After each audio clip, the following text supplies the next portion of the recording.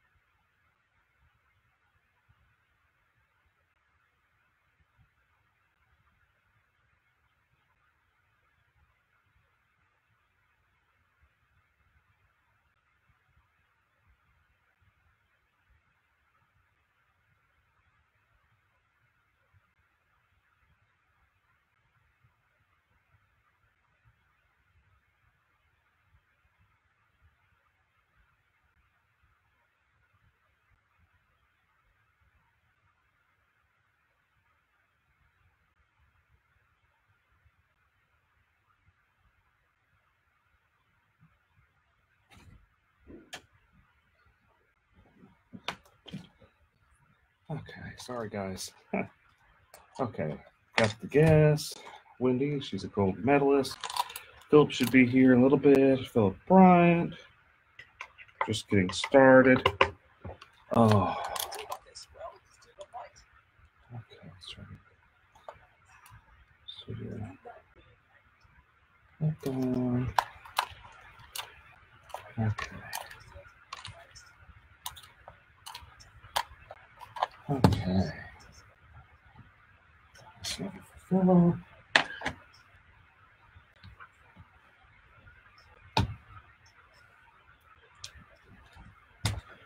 Okay.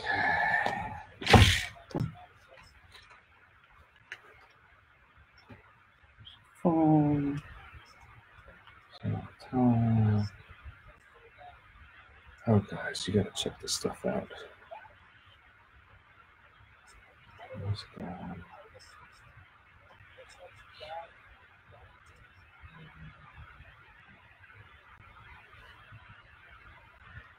Okay. Itchy beard.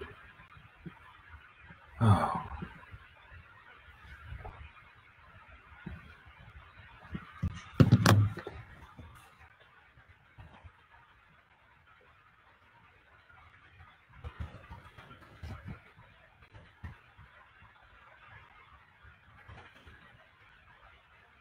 Hey guys, we're just setting up.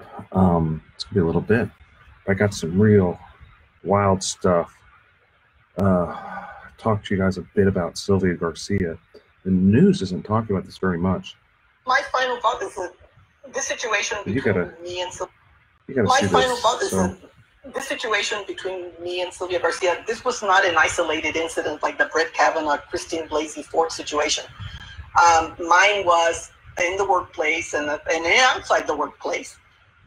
She just continued, any little opportunity she had, and this was a pattern of events. It was a series of events, and they're all documented. And again, my grievance is still open. wild. I gotta grab the other guest. I'll be right back, folks. Hey, Phil, you here? Okay.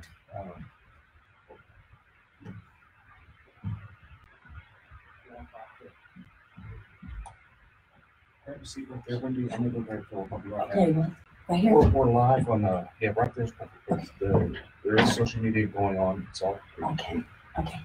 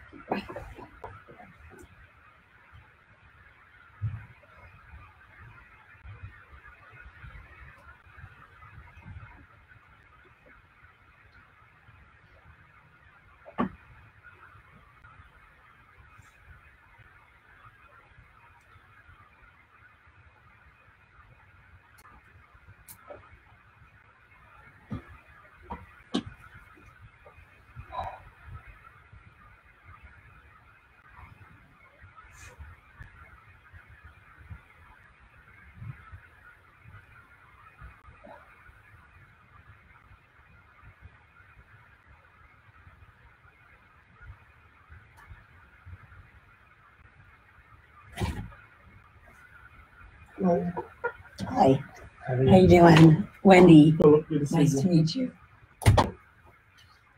Taking over Eric's spot. Okay. This is the Philip Paul Bryant show now. Hey. What's up, Chris, brother? Jim? Yeah. So do you know what we're doing? I don't Because I know. don't. Yeah, I think we're talking about your book, right? Nope, it's diving. Springboard and platform diving. Gotcha. Is that what your book is about? It's not. I don't have a book. Okay. It's I coach Gotcha. at Texas A&M University, Cool. and I coach a junior team, 18 and under, and then I help with the college teams. I'm just keeping your seat warm. Cool. Tell everybody hi. It's on Twitch and Twitter and Periscope and every social media little thing you could think of. We're live there. Oh, even Tony Busby joined us, who announced he's running for mayor. Is that the next mayor? It very potentially is the next mayor. That's a good stuff to talk about. I actually am a big fan of Busby. Big fan of Busby. He's got the right personality to do You it. think you can give me an invitation to the Christmas party this year? Oh man, have you heard anything about Busby's Christmas parties? No. He had Snoop Certainly. Dogg. He Oh, had no Snoop way. Dogg at his. Fantastic. He had Snoop. Oh my He had gosh. Snoop Dogg at his. Fantastic. Oh, he's great. Wild. Oh man. Is he coming back? No, it's not this time. No Snoop Dogg this time. But it was a really good Christmas party. Really good Christmas party. Oh man, I'm glad I joined in. We can talk about that. It's a good thing to talk about.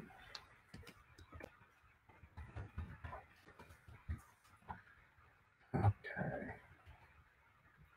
I got all the breakdown of the city of the from the voting. I do have the breakdown. Got that a little bit. I got this video about Sylvia Garcia's, the woman that says Sylvia Garcia sexually molested her. Very fascinating. Have you seen this, Philip? Mm-mm. My final thought is that this situation between me and Sylvia Garcia, this was not an isolated incident like the Brett Kavanaugh, Christine Blasey Ford situation. Mine was in the workplace and outside the workplace. So she assaulted her? She just continued. It's, yeah, she's saying Sylvia Garcia sexually assaulted her. And this was a pattern of events. It was a series of events, and they're all documented. And again, my grievance is still open, and Sylvia Garcia still has not responded to sexual harassment. The sexual harassment that I wrote back on July 29th, July 29th, September 30th, whenever the grievances were filed, of 96. So the thing is with these allegations, And they're mine's pretty undocumented, wild. okay. So We'll go more into it on the show. They're very wild. It's saying that that basically what Sylvia Garcia did is while she was a municipal judge, she had a clerk. That woman there was working for her. This is like 30 years ago, and she went in and was asking her, "You want to see the rash of my leg?" The woman's like, "No, I don't really want to see the rash of your leg. I'm so. okay. I'm okay. I don't. Yeah. I'm not a doctor. I'm not Appreciate a doctor. Appreciate it. Yeah, I understand. Thanks for no thanks. Yeah, thanks, but no thanks. But then, lo and behold, she proceeds to take off her pants. And, that's crazy, and nothing's happened about it. And that woman's just really upset. She's made complaints. She did. That's right. Democratic system, man. A second opinion. So how's your bookstore going, Philip? It's going okay, man. It's going okay. You know, cheap book, lots of variety. So Saturday we put a big book speaker out and start playing music and stuff like that. Attract additional people. Got little signs we put out. Headphones. There's also a headphone volume. Yeah, I think it's going to be headphone volumes here. Adjust it. Whenever you take it out, be sure to grab this part right here. Okay. I've lost about a dozen. I know. It's okay. It's okay. And we got our lovely engineer, our producer, Shannon. She's in another room. She'll be kind of telling us what to do as we start going live in about 6 minutes. What's your full name? Your full name? Wendy LaRue, Lerew. And it's Team A&M Diving. That's it. Yeah, it comes up diving, and another one comes Oh, up it does. Olympics. Okay. You're in the Olympics? Yeah, Really? Yeah. Oh, a that's couple pretty- of times. Yeah. Back in the 80s. Really?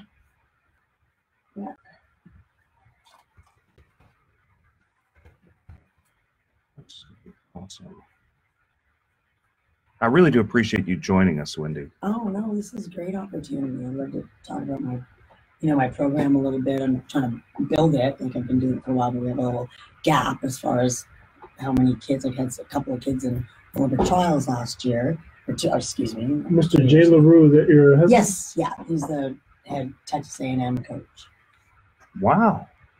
That's awesome. Yeah, he was a Texas- two-time Olympic coach. And the Texans are actually, they're doing something. We might go somewhere else.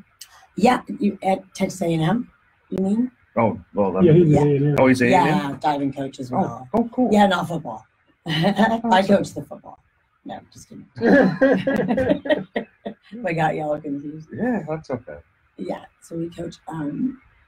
I coach for the U.S. national team as well, junior national team, and he was like a two-time coach, and he wasn't my coach, but so I was been running a program there for about 8 years at Texas A&M, and it's 18 members, so junior kids. We call that junior diving, and they're the ones that are getting ready for the Olympic trials and getting ready for college scholarships, that sort of thing. So kind of how we do this is there's going to be 4 segments. The first segment, I'm going to kind of talk a little bit and bring Philip in, and we might bring you in we're going to go over different topics of like general stuff that goes on.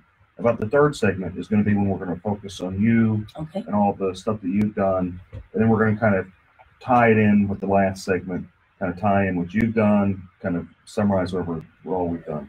what we're talking Okay. about. Super. Just kind of, so we'll start. I'll just keep my mouth shut till No. I'm spoken to. Yeah. That's you can feel free to chime in.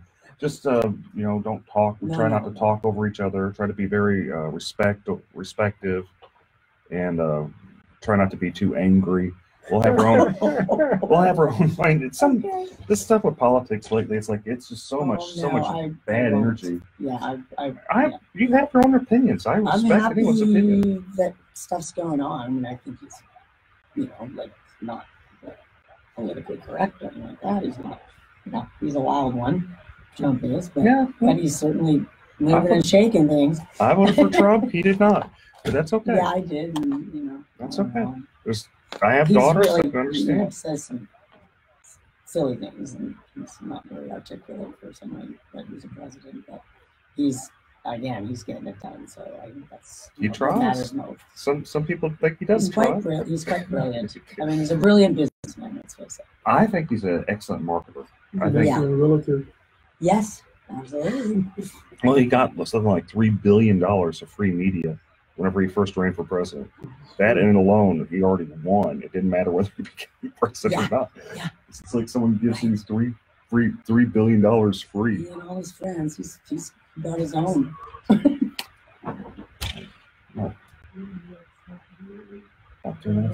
Hi, this is Eric Dick, and I think it's important that you know your rights. If your homeowner's insurance company has denied or underpaid your claim, you have the right to hire an attorney.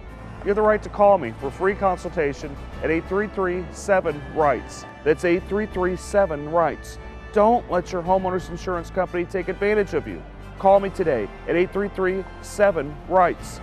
Has your homeowner's insurance claim been denied or underpaid? Call Dick Law Firm at 833-7-RIGHTS. Feeding Rocks. It should not be a crime to feed the homeless. Feeding Rocks. A good Samaritan shouldn't be punished for acts of kindness. Feeding Rocks. Because it's more of a crime to turn your back on a starving person. Feeding Rocks. You shouldn't go to jail for sharing food. Feeding Rocks. You can't in good conscience let a hungry person starve. Feeding Rocks. Help us legalize charity. Go online and sign the petition. www.feeding.rocks. Feeding Rocks.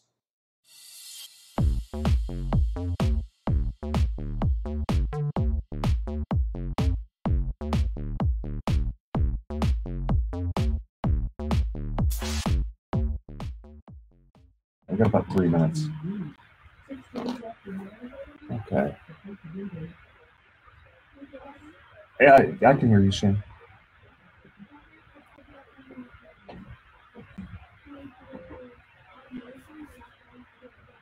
Okay.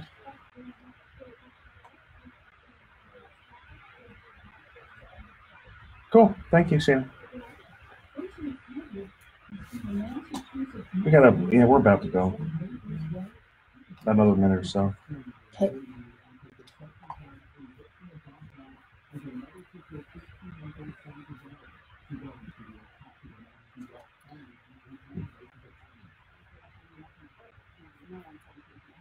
Okay.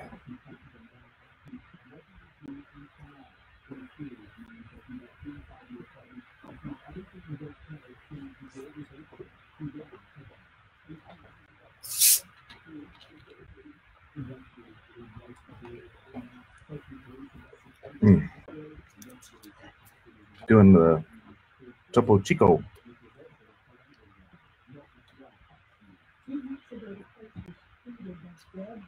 Okay.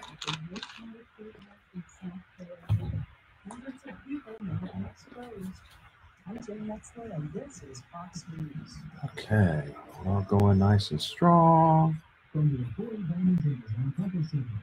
Reports of a new accident is really down on the it's going to talk about the US Olympics. That's pretty cool. We got our Olympic champion here. Yeah, Wendy. When you put it on the Eric Big Show, this is King PRC 948, 950. I think this is up to 740. 740, 950. We're about to start, folks. Get ready. This is going to be a wild one. We got a lot of juicy stuff to talk about. We really do. Oh, man. Yikes! It's gonna be a fiery hour, folks. So get ready. They're about to start. Just in a minute or so. I appreciate your comments. Oh yeah, we do have calls. Uh-oh.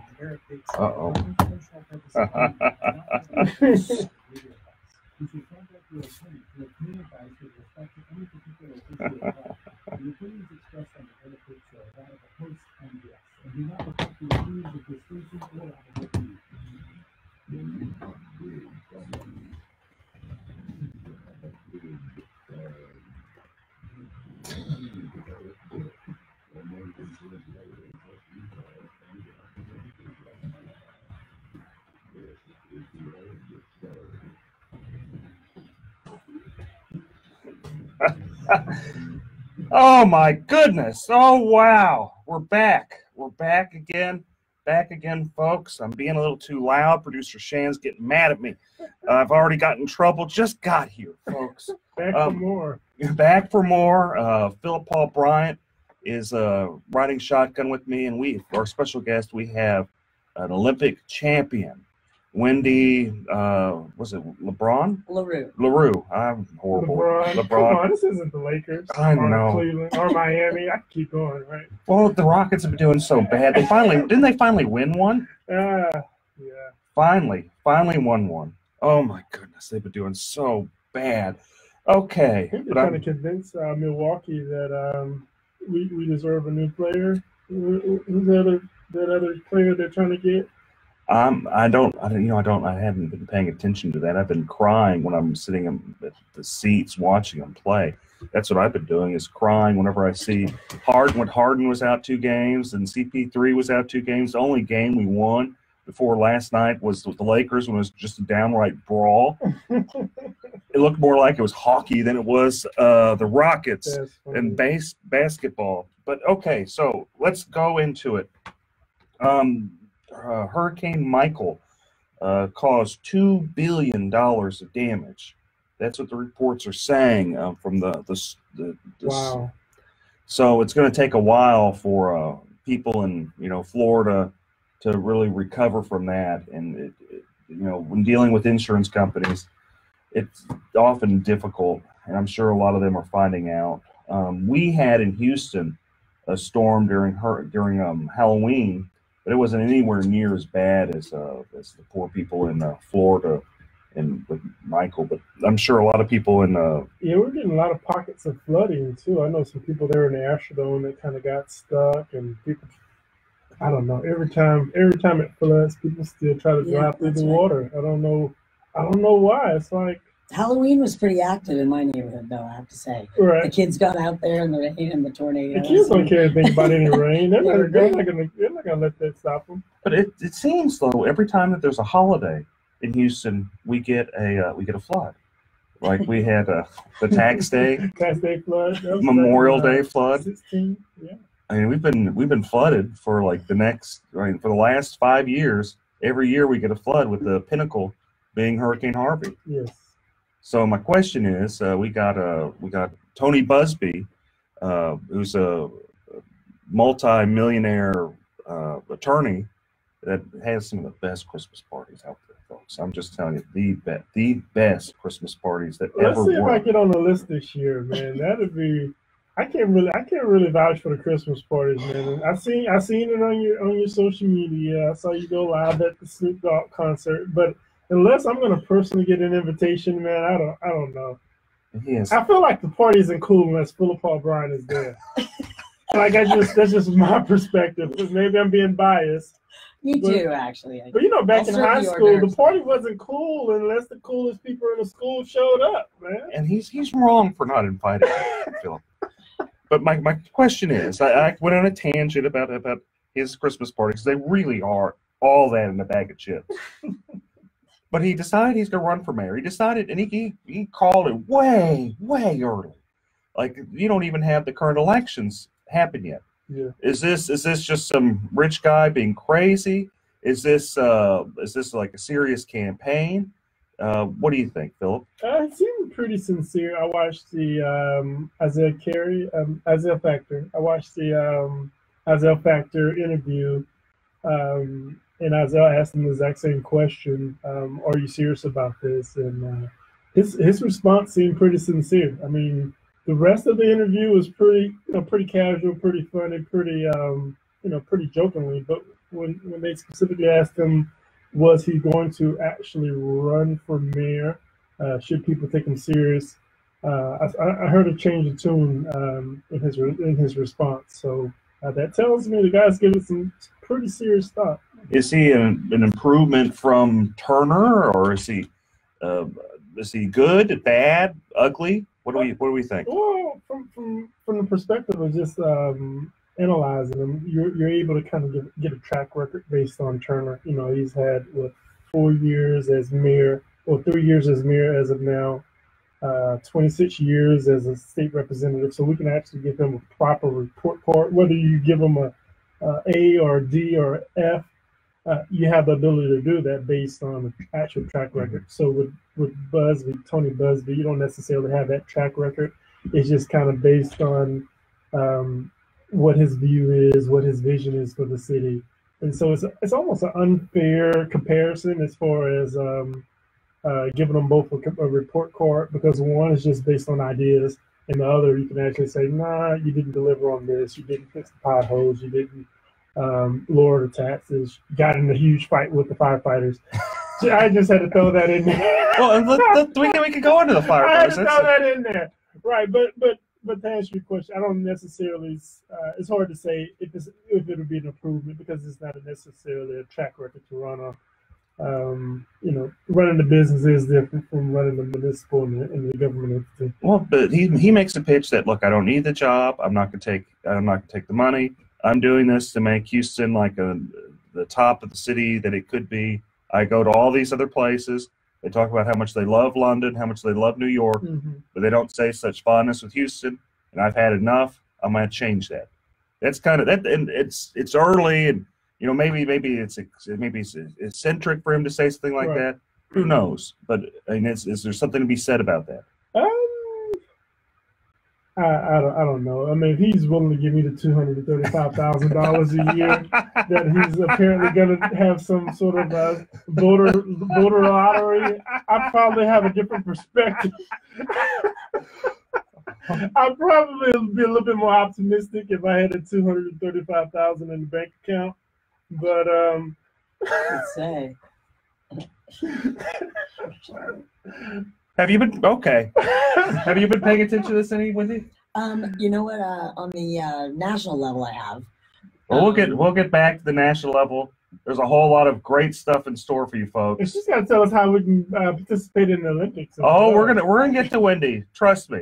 We'll be back. Working out, man. These muscles aren't just for show. I know, Philip. A little bit for show. We'll be back, folks. We'll be back in a few. The gun show. They should switch the name. I like that. The gun show. There, Dick.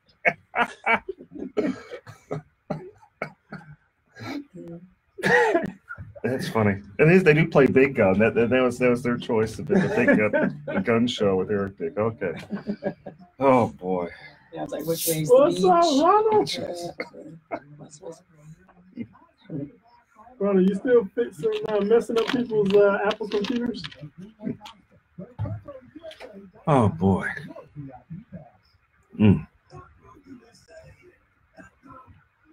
Yeah, I don't know about his response on the.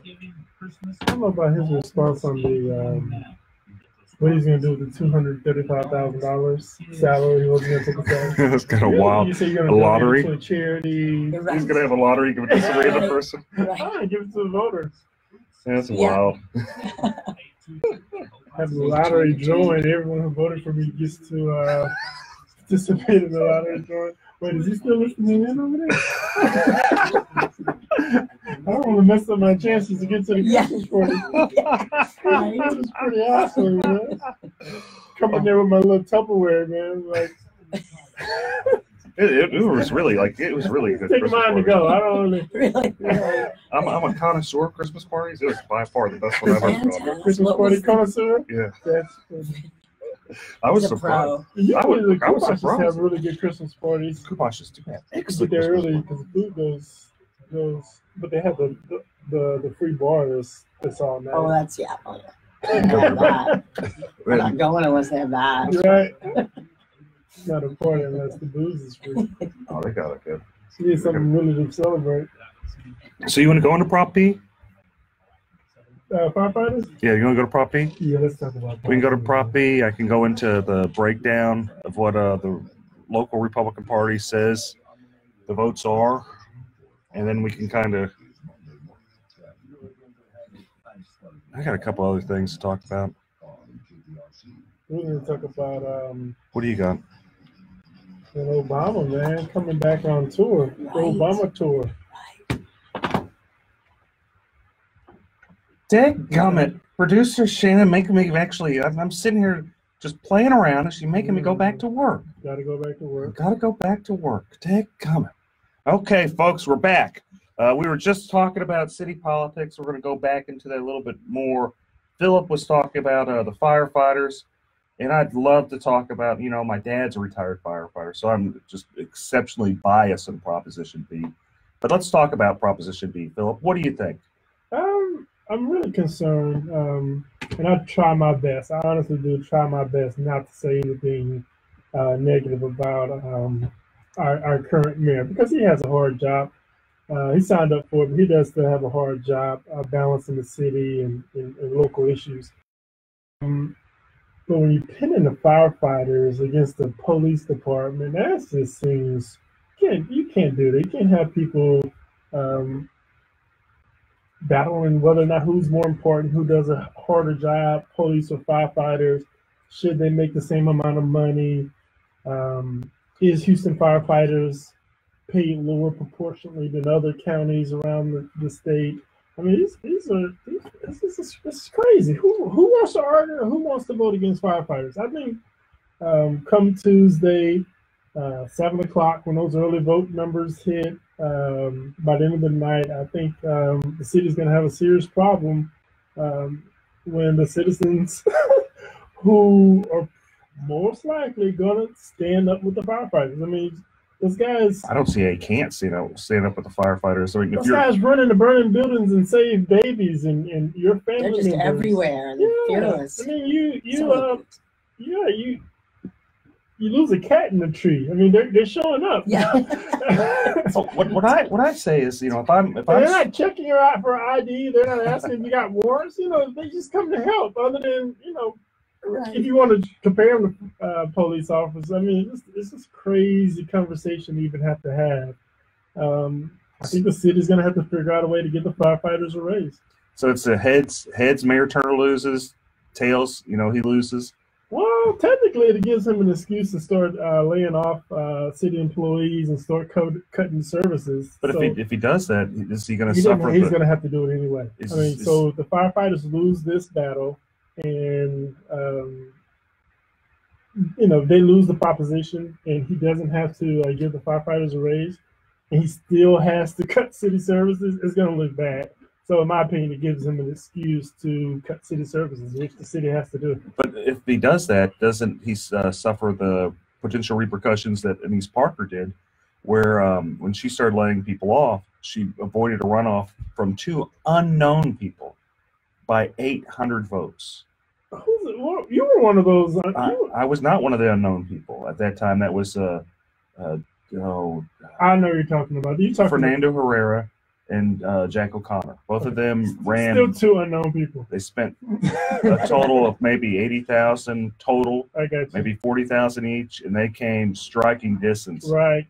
From like 53. Hi, this is Eric Dick, and I think it's important that you know your rights. If your homeowner's insurance company has denied or underpaid your claim, you have the right to hire an attorney. You have the right to call me for free consultation at 833-7-RIGHTS. That's 833-7-RIGHTS. Don't let your homeowner's insurance company take advantage of you. Call me today at 833-7-RIGHTS. Has your homeowner's insurance claim been denied or underpaid? Call Dick Law Firm at 833-7-RIGHTS. Feeding rocks. It should not be a crime to feed the homeless. Feeding rocks. A good Samaritan shouldn't be punished for acts of kindness. Feeding rocks, because it's more of a crime to turn your back on a starving person. Feeding rocks, you shouldn't go to jail for sharing food. Feeding rocks, you can't in good conscience let a hungry person starve. Feeding rocks, help us legalize charity. Go online and sign the petition. www.feeding.rocks. Feeding rocks.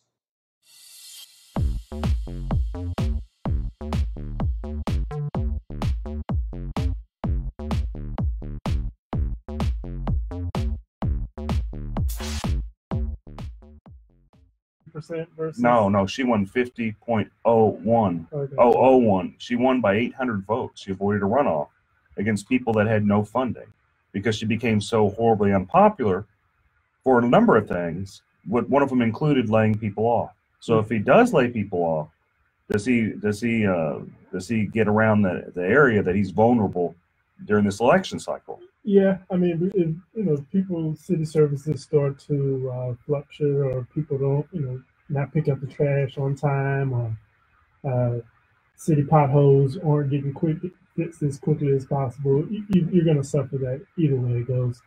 But I tell you, come February, March of next year, some city parks and libraries are going to start closing. I mean, it's inevitable. Okay, and that's sad. That's sad that the city can't allocate its resources responsibly and do the things it necessarily needs to do. Instead of, every time I've ran for city office, I talked about how you got to do the basic things, do a good job at it before you start doing the ancillary things. Expensive art, those type of things. Maybe you should run next year, Mr. Eric. Can we talk about that? Are we allowed to talk about that? We aren't going to talk about that. No, I already got enough. I got it. No. But what we can talk about is so early voting's done. We've got all the ballot by mail, all the early voting's done, and I've got kind of a breakdown of the numbers if people want some intel. This is an exclusive. This is an Eric Dick exclusive. We got like a theme music right there, like when you say something like that. Well, it is exclusive. This isn't exclusive. Okay, so a total of 106 people voted. Of that, about 36.5% had some type of Republican history. 30% had no history at all, and then 33.18, about 33% had Democrat history. So, I mean, there's one. Yes, that seems scary. Well, but let's run with this for a couple times. This is for a couple different things. One is this is the highest turnout we've ever had for a non-presidential year. This is countywide. This is countywide.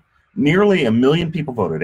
852,000 people voted or early, ballot by mail or early voting. And of that, 37%, some type of Republican, 30% none, no history at all.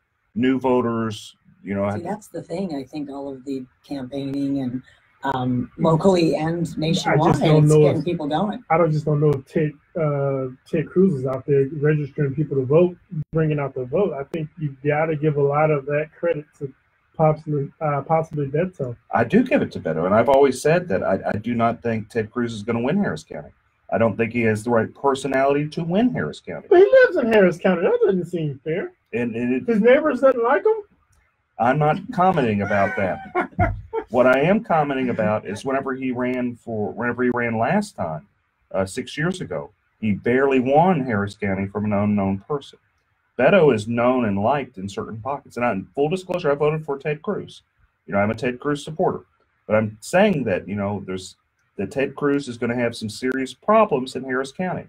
And, if I was like Sherry Dean, or if I was Roy Moore or David, Farr, I'd be upset with Ted Cruz, because the whole reason Harris County's, changing, the whole reason Beto ran is kind of the result of Ted Cruz's arrogance. So in your opinion, Republicans are in trouble in Harris County? I think they are. I think they could be. I think, and some of that's sad because you have some really, really good Republicans. Can we shout out some of those Republicans? You can name names like Sherry Dean. Sherry Dean, that's my people right there. Sherry's a nice judge. Dean. She does the backpack to Fifth Ward every year. Her and Judge Moore and Judge John Schmoody. Alicia Franklin York, The family law judges are really good in Harris Charlie County. Prime. I'm How are sorry. their Christmas parties? Not nearly as That's what I good as wanna know. They need to Busby's. get No. their Christmas party game up, man. Now I think about it, that's an excellent. That's why she's an Olympic champion right here. Sense of humor. Yeah. Thinks outside of the box. So just going on politics, we got a little bit more, and then we can start going into talking about our fantastic guest. Is Sylvia Garcia. There's more information about her potentially sexually assaulting this poor woman. We got a video that I was showing the people earlier on Facebook and Instagram and Twitter and Twitch and Periscope, and I was showing them this video. It doesn't seem as bad, and I'm going to get some backlash on this, but it just doesn't seem as bad when I guess the lady had a medical condition, and she just wanted a second opinion about it. So backstory is Sylvia Garcia is a municipal judge, and one of the instances, the victim says it happened a lot of times. One of the instances is Sylvia saying she has a rash. She wants the victim to look at the rash in her leg, and the woman says, "No, I'm not a doctor. I'm okay. I'm all this stuff." Sylvia continues to take down her pants, show her the rash, and just kind of rub on her. You have to say allegedly. You're the attorney, Eric. You have to say allegedly. They've also changed with the anti-SLAPP law, and there's not such a tort reform has made defamation almost impossible to sue under. So and she seems pretty sincere. So what she says, I guess it is allegedly. I guess not very allegedly, but I wonder, allegedly. was the rash allegedly? Was it an alleged rash as well as an alleged pants removal?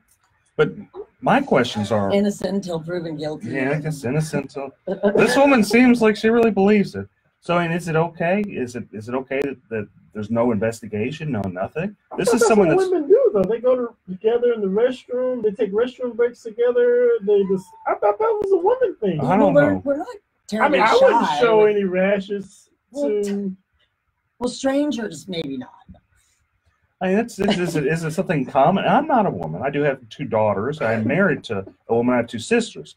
But Wendy, is it something common that women do? I got a rash. You want to see it? No, I don't want to see it. Well, if you're good friends and you're at a restaurant or something, and then you're off to the ladies' room together, that's sometimes, I guess, how it would go. But again, you'd have to be pretty good acquaintances, I would think. Not in a business environment, like it's No. a judge to I a agree. secretary. Hey, check out my rash. No, I'm No, cool. not appropriate. Maybe we should look at the bylaws of the company. Maybe that's a requirement that they give second opinions on rashes and strange. Well, it's the city of Houston. It could be. It's the city of Houston. Stranger things. It is the city of Houston. I wouldn't be surprised. I would not be surprised at all. It's the city of Houston. Okay, so another thing that's going on is there's Erin Swanson. She's been running for a judge. She ousted an incumbent on the Republican side. Oh my goodness! A horribly biased, corrupt judge, Teresa Chang, who was there maybe 10 years, and she's very experienced. She spent a large amount of money trying to fend off Erin Swanson, who did actually beat her in the primary. This is a gal. She's young. She's 32. She about 5 years of experience, just barely able to run. But there's still some resentment from the corrupt judge, and she's managed to prevent Swanson from getting some of the traditionally Republican endorsements. Now, I find what's interesting is, it's more the business community. Why did they refuse to endorse, Erin Swanson, who's young, who's 32, compared to some of the other people? And I'm wondering, is this sexism? Is this just straight up these business communities? And if she was a man, would they endorse her? Because they endorsed other people that were very young. Jay Carahan, his opponent, who won, they endorsed him, and he's a young guy. He's a great guy. I'm not dissing him. Dan Simon. So Dan Simon was endorsed by some of these organizations, but not Erin Swanson. So my question is, if Erin Swanson was a man, would these organizations endorse her? What do you think? I think you have to say alleged corrupt judge. Okay, alleged corrupt judge. Yeah, I'm gonna take your legal advice. I'm sorry, alleged corrupt judge. Yes. It sounds better anyway too. He just gives it a longer name. But I don't know. I definitely think that. So did those organizations do a no endorsement? No, they endorsed the Democrat. And what's wild is Harris County Republican Party is touting these organizations, and they're saying these are good Republican organizations, which is not really. They're endorsing Democrats. I don't see, and there's some serious problems with the local party. Can we call some of these organizations out, or is that? Yeah, you can call them out all day long. I mean, people have a right to know. Sure, like Texans for Lawsuit Reform, but they're a big business corrupt organization. C Club, that big group. C Club. The Texans for Lawsuit Reform bribes people all the time. Oh, well, they do. Alleged bribe. Alleged bribe. They give money and they ask. Okay, folks, we're gonna be back. Take an alleged break. Break. Shannon's gonna allegedly hit me, so we'll be back, folks. Okay, we'll go into you next. Okay. I'm just trying to. I hope I'm okay because I don't know that much about politics. I really don't like the national stuff, sort of. But anyway, I hope I'm not talking. No, we're having a great time. We're just talking smack. That's all we're doing is talking smack, giving stuff people to talk about. You guys are so knowledgeable. You take a shot at Texas for lawsuit reform every show, don't you? Oh well, I do. They take shots at me. It's only fair. They do take shots at me, so it's only fair. Only fair. You can tell us about your how you got into what made you guys start the organization? Sure. Yeah, I've been sort of doing it all my life. I've stayed in coaching. Yeah, glad to. It's really awesome. How people find out more information about it. That would be great. It's super. Like I said, I've got a small group right now. I'd like to see it grow. It's a very small sport. It's not. You see it every 4 years at the Olympics, and people don't understand how much you work at doing that. It's very difficult. It's very difficult. Conditioning, the fear factor. Did you receive a medal or anything? No, I did on the world level, world championships. The Olympics, actually, frankly, I choked. No, that's happened. Yeah, and it was my first one competing, and you're 21 years old, and you've been diving a long time, but still you get a little deer in the headlights, and it's whoever either has the most experience or whoever just has a darn great day. You compete against those world people, that field, for at least 4 years on the international circuit. You tour Europe, world championships, Pan Am Games, things like that. And so you're with the same people. So you're used to competing against them. But then when you get to the Olympic level, again, the cameras, the crowds, everybody sort of it can get to you. So it's whoever's got the eye of the tiger, I guess, on that day, or luck, or how you feel, If you've got your first say, I know.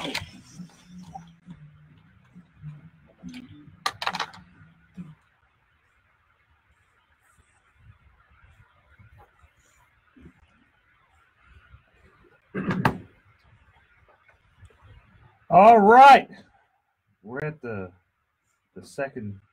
third segment, the final lap around for the Eric Dick Show. We've got a great guest, Wendy. She is just a great athlete. She is a world champion? You were in the Olympics. Right. Yeah. World Championships, World Phoenix Cup, similar to the Olympic Games, but again, not the huge publicity that the Olympics get every 4 years. So, Wendy, tell me about being in the Olympics, because that just seems so wild. It really is quite an experience. You stay in a village. You usually get there about 2 weeks before the actual games start. The opening ceremonies is just crazy. I mean, I'm sure you've seen it on TV these days, what the production that they go into, and all the athletes go in and we watch the whole thing. And the closing ceremonies as well. So it's you stay in a village with all the other athletes. The best thing about it is I think that you've got all of the sports there. everybody is sort of at their peak condition and mentally, physically within their sport. And you've got that in common, no matter from where you come, no matter from what country you are. It's just peace and that beautiful thing in common, that you just sportsmanship and you just want to do the best you can and you're rooting for other people too. Really? So you guys aren't like making faces at each other No. and elbowing each other when you're not hoping the other person breaks an ankle on the way? No, well, no, some of the girls do. The girls can be a little catty, you know. The guys are cool. But Pulling Tanya Harding's. oh, here and yeah, there. yeah. The old whack in the knee. Asking do you look at their rash? Never done that and shan't. No. So, you went to the Olympics, which is probably just an amazing experience. How long did it take you to train to get there to Well, be? you know, in the I Olympics? was quite lucky. I did gymnastics. For people, you know, wonder how you find out about a sport like diving and how would you start in that. And you know, gymnastics, cheerleading, dance, things that are sort of acrobatic. Anyway, I did gymnastics till I was 12. So when I came on into diving, I made the Olympic team when I was 14. So only 2 years of training and diving after all the experience in gymnastics, the changeover was quite simple for me, and I was very lucky, and made the team as a 14-year-old. Now, that was the year 1980. Boy, am I dating myself. Oof. 80s were good years. Well, there you go. Thank you. But it was the year that Jimmy Carter boycotted the Olympics. Oh. So that was the year we didn't get to go. Oh. And that was all right, you know, and my sister and I made it together. She was 13. But, She was a you know, diver as well? Yes, yeah. But we had another, 4-8 years left. Hi, this is Eric Dick, and I think it's important that you know your rights. If your homeowner's insurance company has denied or underpaid your claim, you have the right to hire an attorney. You have the right to call me for a free consultation at 833-7-RIGHTS. That's 833-7-RIGHTS. Don't let your homeowner's insurance company take advantage of you.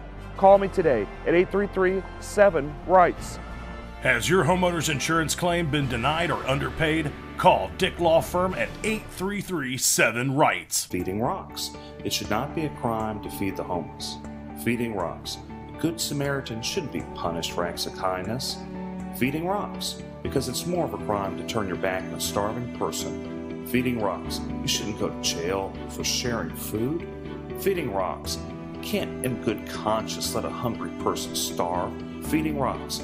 Help us legalize charity. Go online and sign the petition. www.feeding.rocks. Feeding Rocks.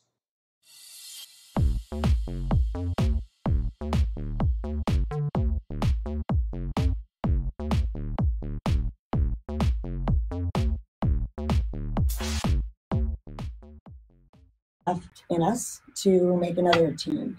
It was very difficult for a lot of the people I know and the older ones that it was their one and only Olympics. That was their shot. They made the team and they didn't get to go. So that was sort of, a political faux pas, if you ask me. It's supposed to be about the peace and the sportsmanship amongst all of the countries. And it was a bad call in my opinion, not because I'm an Olympian, but just I think in general, the whole auspice of the Olympic Games was sort of lost that year. Yeah. So how many times have you gone to the Olympics? Well, just once. I made 2 Olympic teams, but again, 1980 we didn't get to go. 84 was in LA, and I sort of choked at the trials. Oh wow! But and then made it in '88. Do you actually go to the Olympics these days, even though you're not participating? No, it depends on where it is. No. I would like to eventually go as a coach. That's my, my dream. I've been coaching for probably about, 25 years now. And that's my sort of next goal is to have an Olympian myself that I work with. So how hard is it to even qualify for the Olympics? It's pretty thick and deep. Again, the experience that you need to have as far as keeping it together in competition. It's not a team sport. I mean, you have to perform in a team sport, and it's a different ball of wax. But you're on show. It's just you. It's silent, and it's all you. And you've got 8 tries or 10 tries with different dives that you got to do, and very difficult ones.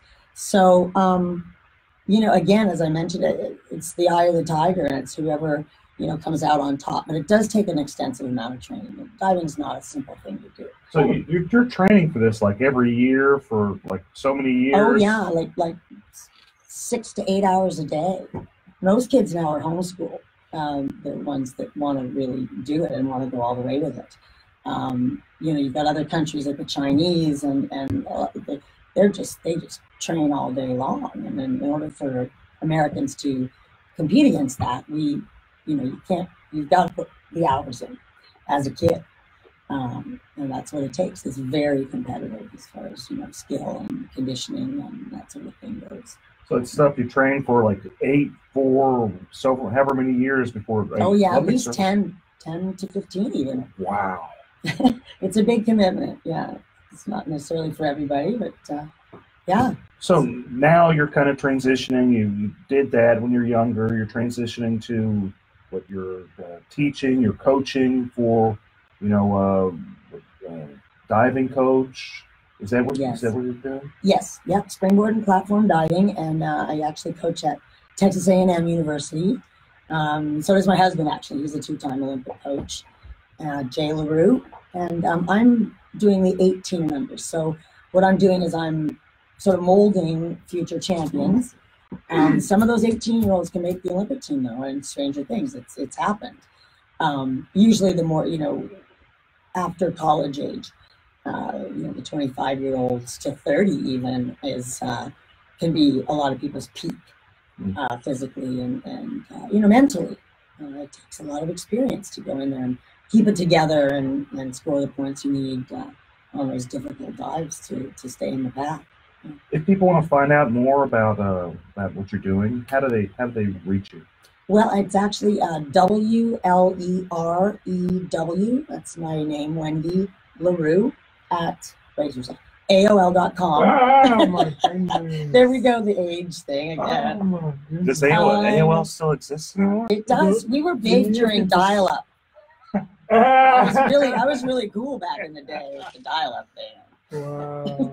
So they email you, Wendy. Yes, that's the best way, and or Facebook. I have you sort of have to ask to be friends, which is fine. And again, it's Wendy LaRue, LEREW. Yeah, and then you have one of those dial-up phone things where you kind of. Yes, I do have a rotary phone. Wait for it to roll back. Absolutely. Wow. Yeah. Those are pretty rare. They probably could be sold for a mint. Yeah, antiques for sure. I don't know if you could get some of those at the bookstore. You probably do have some of those at your bookstore. Don't you have any of those at your bookstore? I don't have any of those. Well, I can rent you one of mine. This Wendy LaRue here. Maybe get myself a Hotmail address as well. Yeah, there you go. There you go. Oh my goodness. Was that the second one after AOL? Probably the SBC Global. Oh yeah, that one. So I'm just so amazed by the dedication you spent, like getting to the Olympics. I know you were in your early 20s whenever you went to the Olympics. Yeah, about 21. So you've been training since you had been training since you're like 15, 14, well, yeah, 13? 12 actually, and then but in gymnastics it was age 6 to age 12, 4 or 5 hours a day after school. It's you have to have sort of a bit of a screw loose to do this. It's really time consuming. I wouldn't say screw loose. You just have dedication. It's just something you feel strongly about. I think it's good that people feel committed about something and work towards a goal. And it's clearly you might have wanted to get a gold medal with the Olympics, but unfortunately you weren't able. But at minimum you were able to make the Olympics, which is so much more than what many people can say that they've done in their life. So, and it's just so amazing that you actually got to have that experience, Well, thank you, Eric. It was an experience. The whole ride, the great friends I've made and in the coaching ranks, a lot of them have gone into coaching after their experience as divers. And we see each other on the world all the time. We see each other at the pool, coaching for different countries. What's the deepest water you ever dived in? Well, what you do is the tallest platform that we go off of and do multiple somersaults is 33 feet. So that's 3 stories. And you're required to have 17 feet of water to do that because you hit at 30 miles an hour You hit the water head first, so you take a lot of impact in your upper body. That's probably why I can't turn my head anymore. Vertebrae are all fused together. But it's quite the the experience, and the impacts off 10 meter are difficult. Now they have high diving, cliff diving now, which is 90 feet for the men. Oh, that's wild. And 60 feet for the women, and that's a big thing too. The Red Bull World Series Tour. Have you done anything with the cliff diving? Actually, I coach a very, very good girl. She actually holds the record. She's brand new. She went to Texas A&M University, and her name is Jessie McCauley, and she's on her way to compete in the World High Diving Championships actually next week. That's exciting. Yeah, and she's good, and she holds the world record for the highest scoring dive, the most difficult dive for a woman, and the highest scoring one. She had straight 9s from the judges, and so proud to say that I've sort of broken in the high diving ranks, and hopefully that'll be in the Olympics someday soon. How young do you go as far as coaching? How young as a coach? Well, while you're a diver, a lot of times you start coaching. How young will you go? 12-year-old, a teen? Oh, excuse me. We start them at 6. Wow. And go to at least 18 to 25. Yep. Well, that's great, Wendy. We're going to take a quick break, and we're going to be back for the final segment.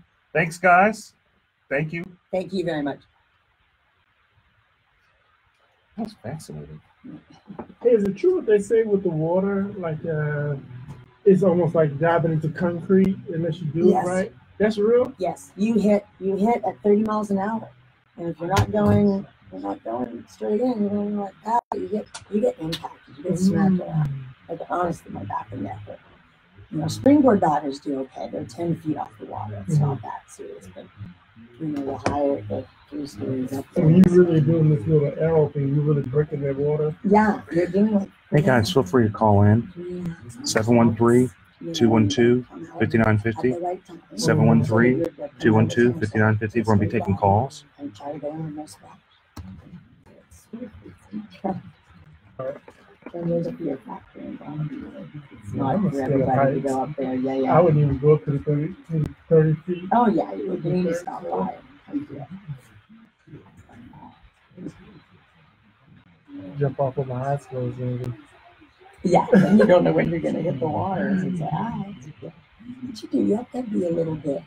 I mean, I don't mean look at schools to try to train these things out of the bathroom, but diving is just sort of, you got to be a little eccentric, I think, to hurl your body off that height and pray that you land well.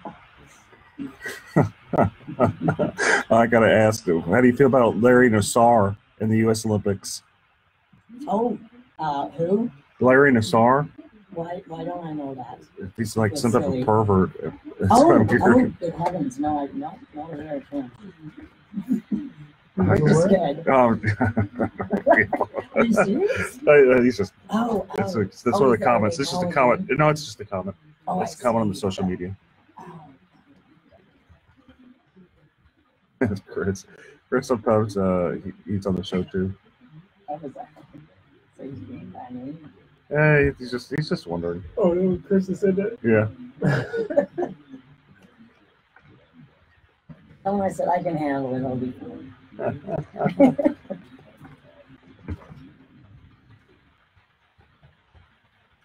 Yeah.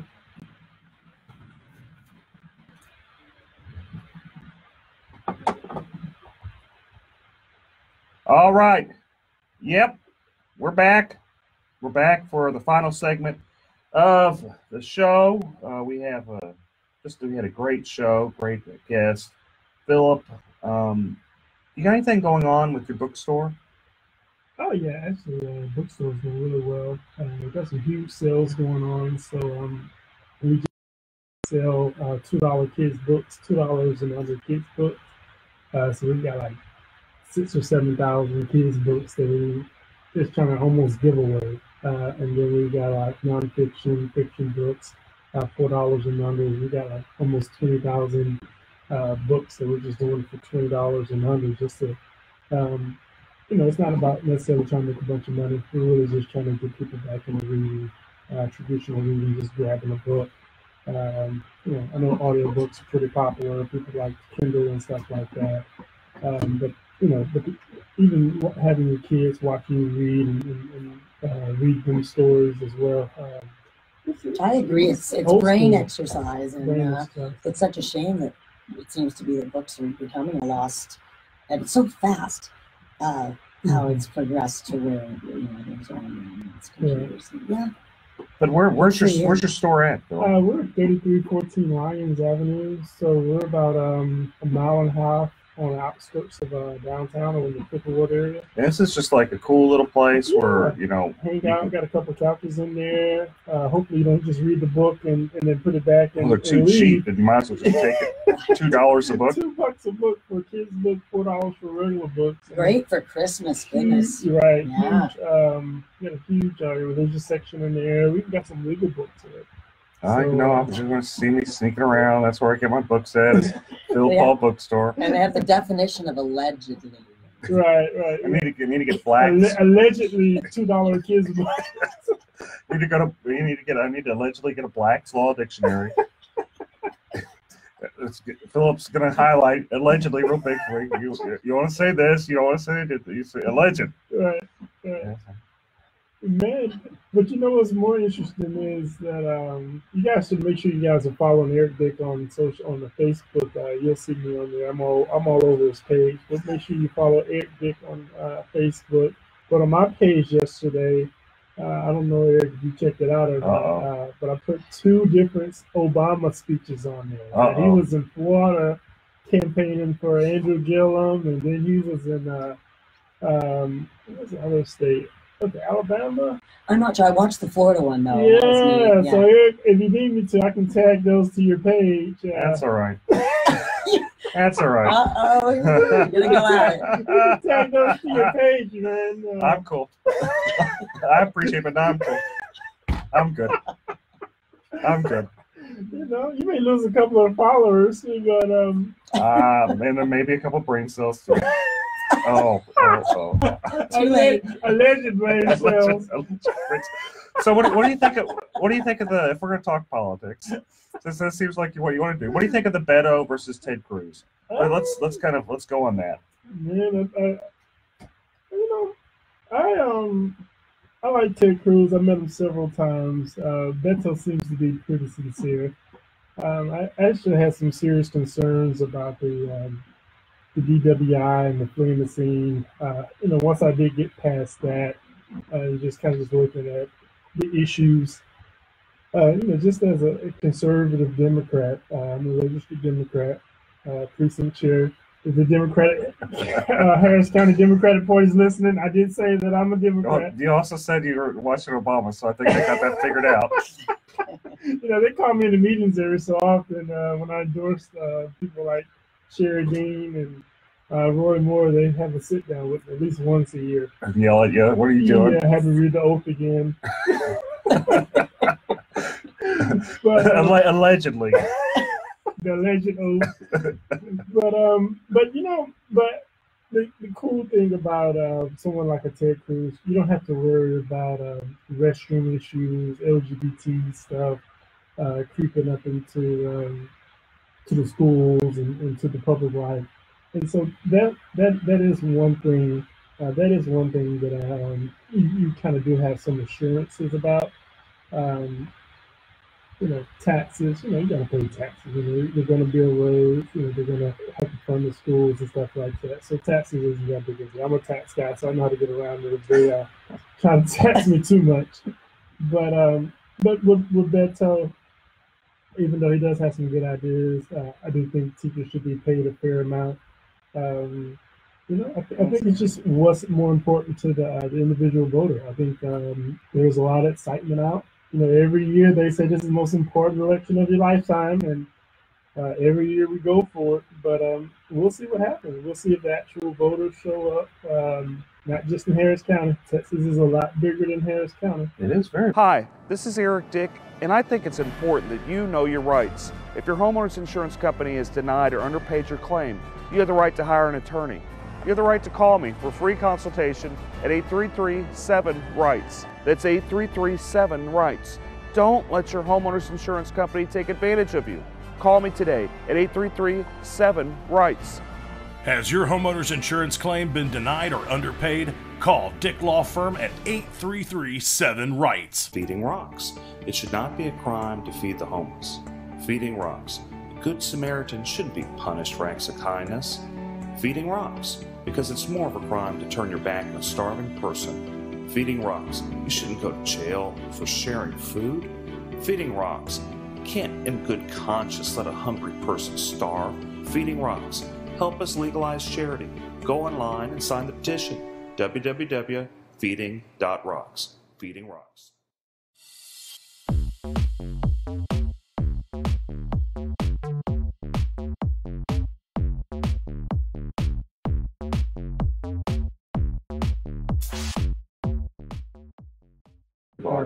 It's one of the biggest counties in the country, but it's still a lot more Texas, and so I'd be very interested to know are some of those increased voter trends, in some of those rural areas where they don't necessarily have Facebook, they don't have, they're not on Instagram all day, it's a lot of rural area in Texas that Ted Cruz has a lot of support. That's what you think that Ted Cruz would win. And I'm actually a Republican, elected trustee for Harris County Department of Education. I'm going to take the fifth on what I I don't blame you. I don't blame you. Even here. But just my response only is that, I think Ted Cruz shouldn't lose. But if he does, then why did he lose would be the question. And my fear is just that he has not been as personable as he should have been. And I think another race to watch is Ken Paxton's race. That's another race where I don't know why. Wait, so Ken Paxton isn't in jail? He's not in jail. They're all alleged crimes that he allegedly committed. And they aren't like Tom DeLay crimes, and I know Tom's actually a really great guy. They aren't like the Tom DeLay crimes, which got dismissed, or the Rick Perry crimes that got dismissed. Oh, I like Rick Perry. I do like Rick Perry, too. That's my guy right there. Yeah, well, you better deny that because you're a Democrat precinct chair. That's not his guy. It's his alleged guy. That's my alleged guy. I like everybody. But okay, so and you don't FCC violations. That's what it was, right? FCC. SEC. It was him. So for Ken Paxton, it was he was getting commissions whenever he wasn't licensed, and that's a little bit different than the Rick Perry thing. That's not that big a deal. It's not VWI. But it's kind of worse. Sort of a big deal. No. I don't know. But so is it? That race is one. I thought it was some insider trader stuff that he was involved with. It's that too. Oh. Allegedly. Allegedly, that too. Yeah. But it's about 3 counts. This case is the case has been going on a long time, and I don't know, man. I think he's the most vulnerable out of them all. I really do, and maybe it's just me being an outsider looking in. But I think my fear is, and of course I didn't vote for George Bush either. I couldn't vote for George Bush. I can't. All Bushes aren't bad. How did you? I'm not. Did you allegedly support George Bush? You like allegedly? No comment. My family was bought in the Alamo. I can't support him. He wants to get rid of the Alamo. I wonder how can I tell my how can I go to Christmas with my family and say, oh yeah, I support George Bush. Well, aren't you a Darce? Actually, aren't you? Tell me an awesome Christmas party as well. We want to be quiet. We want to be quiet about that. No. Shh. We don't have Christmas. We don't know what Christmas is. And there's no allegedly Tony Busby party. No. Pretty awesome. Okay. Got Tim on the grill. Yeah, Tim does a good job. Him down at Phil Paul's Barbecue. What's going on with your barbecue restaurant? And we're opening up on the 16th of this month. So November 16th. We're going to come talk about it. Maybe even get a couple of sponsorship plugs in between some of those Dick commercials. Eric, that's Eric, Dick. Okay. Can't you say your name by itself? I got you. Okay, I'm trying to keep a straight face here, folks. Trying to keep a straight face. Okay. Okay, so a couple other things I had kind of here to talk about. Texas windstorm, I'm a homeowner's insurance attorney. If people are having problems with their insurance involving property disputes, they're welcome to go to my website, www.dicklawfirm.com. You can add me on Twitter @DickLawFirm, Instagram @DickLawFirm, Facebook @EricBDick, or just any other social media. I'm on probably them all, and I do post these videos of us being here at AM 950 on all those social media. I just saying that as a little of background, people where they can connect with me. Just reminding people that I am a homeowner's insurance attorney. If they're having problems with the storms from Halloween, feel free to call me. I do free consultations or represent people on contingency fee. But anyway, now that I got my shameless plug with me, so there were some problems with Texas windstorm. They requested a hike for liability limits, basically to increase their liability, and it was denied. And we're gonna have to talk about that next week, folks. Can we talk about city elections next week as well? Oh, we're gonna talk about a lot of stuff next week. If you guys want to get alleged Bill King supporter, allegedly. Okay, folks, thank you guys so much. Thank you for tuning in. I'll see you next week. I really appreciate it. Thank you, producer Shannon, as always, for doing a great job. Wendy, I really appreciate you being here, and Philip Albright. Shout out to Chris Carmona, who's having a great time, probably in China. China. You gotta say like China. Donald Trump says. China. China.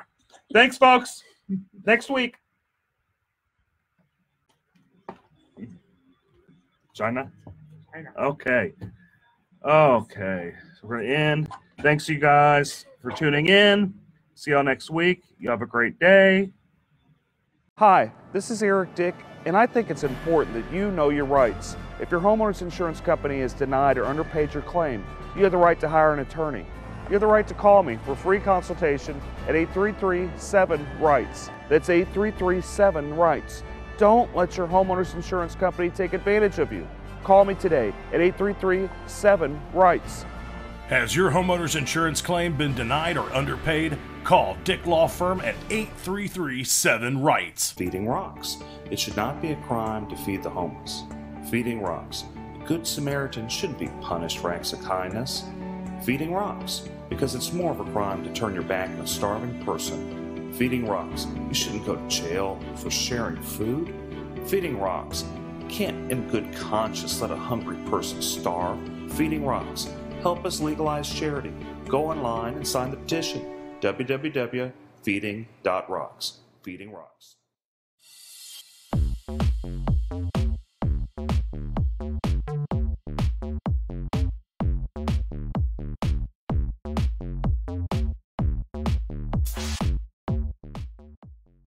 I gotta go live on. Okay. Hey, folks. Starting another show. Dude, Message me. What do you got? the Rockets, why did they lose so bad last time, man? Dude, they made Montrezl Harrell look like an all-star. I mean, he was good when he played here, but he wasn't an all-star. This dude had a career night, 30 points. The Rockets. And we go from being ranked number 1 to like the worst team that exists. I think we're down to like rank number 16, 17 right now. Jeez. I mean, it looks like, or at least Carmelo Anthony can play. That's Dude, the only I'm one that telling can. everybody that. That's the only one that can play as Carmelo. He's trying to redeem himself. He He's likes playing with Chris Paul. He really does. It's his best friend. Oh, well, it'd be nice if Chris Paul played or anybody else. But Carmelo made some good points. Carmelo made 27 points last night. He did a good job. Hitting from the 3. Eric Gordon, did he show up or he was still asleep? He's asleep. All the others asleep. But Carmelo Anthony did a pretty good job. No, I don't know, man. We'll see if the Rockets learn how to play again. Yeah, they're trying to get Butler. They're putting in everything they can to get Butler. Rockets. I don't even know if it Sports in matters. general, I've been working family time, family time at work. I had no time for it. Yeah, this guy. We don't even watch Ninja Warrior stuff most of the time. It was a Monday nights. Monday nights in USA, or it used to be. Now that's Monday Night Raw now. When does Come on. And if we do catch up, we're usually watching for the Houston folks, people we've met and trained with. Yeah. My daughter loves going, oh, look, there's Allison. Allison Templewine's one that's been a few times. Or, oh, look, there's Daniel. Daniel Gill's one of the biggest names in the sport right now. He trains at that gym. Okay. It's kind of hard to miss with his pretty boy hair.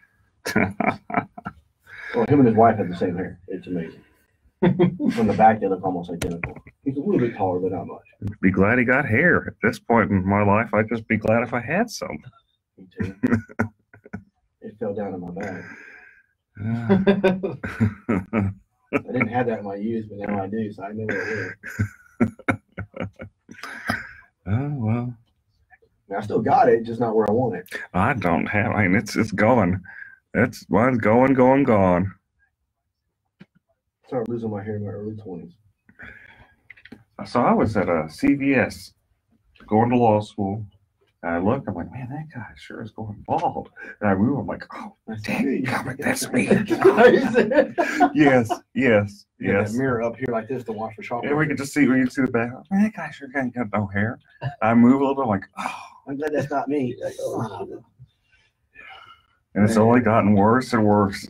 And he gets some of the shoe polish just kind of put back there. So. Yeah, the hairspray. Tattoo your head with black so it always looks like you have some on there. Might as well at this point. Man, I don't know, it's starting to hurt on the top that's standing out. No, yours is fine. It's because I comb it this way, you can't really tell. But if I go back, you just see nothing but scalp. I'm in Japan coming out of the what's that thing called? One of our stores. Not really commissary though, because commissary is usually food. But it was a store on the outpost on the base. It was on Japan, Yokosuka. And I'm walking down the steps, and all of a sudden, all I hear is, "Oh my God, Bo, you're going bald!" There's a guy behind me. He was an AO. His name was Jason. And shouted out for everybody here. And I didn't think much of it. Of course, that night I checked it, and he was right. Big old goose egg right back here. I just never noticed. Well, that's a good thing. That's the good thing is you don't. If it's in the back, you just don't see it. It don't bother you as bad because it's in the back. So at that point, I just started shaving it. I embraced it. I'm not far behind you. It's easier. When I wake up, I have to brush my beard, but not my head. Well, then it transitioned from up top to down low. Yeah, up top to the sides. It's a different brush, sure. Getting older is not for the weak.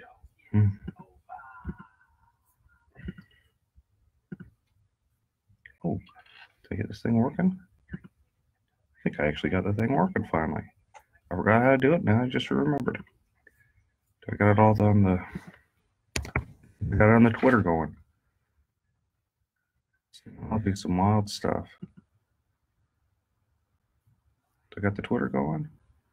I do got the Twitter going. Yay! We're on Twitter. We're on Twitter and Twitch and Periscope and all of them. It's funny, you could be pulling my leg and I wouldn't know or not. I've heard of Twitter, but I'm not very technological savvy. I'm a lot part of it, Jason.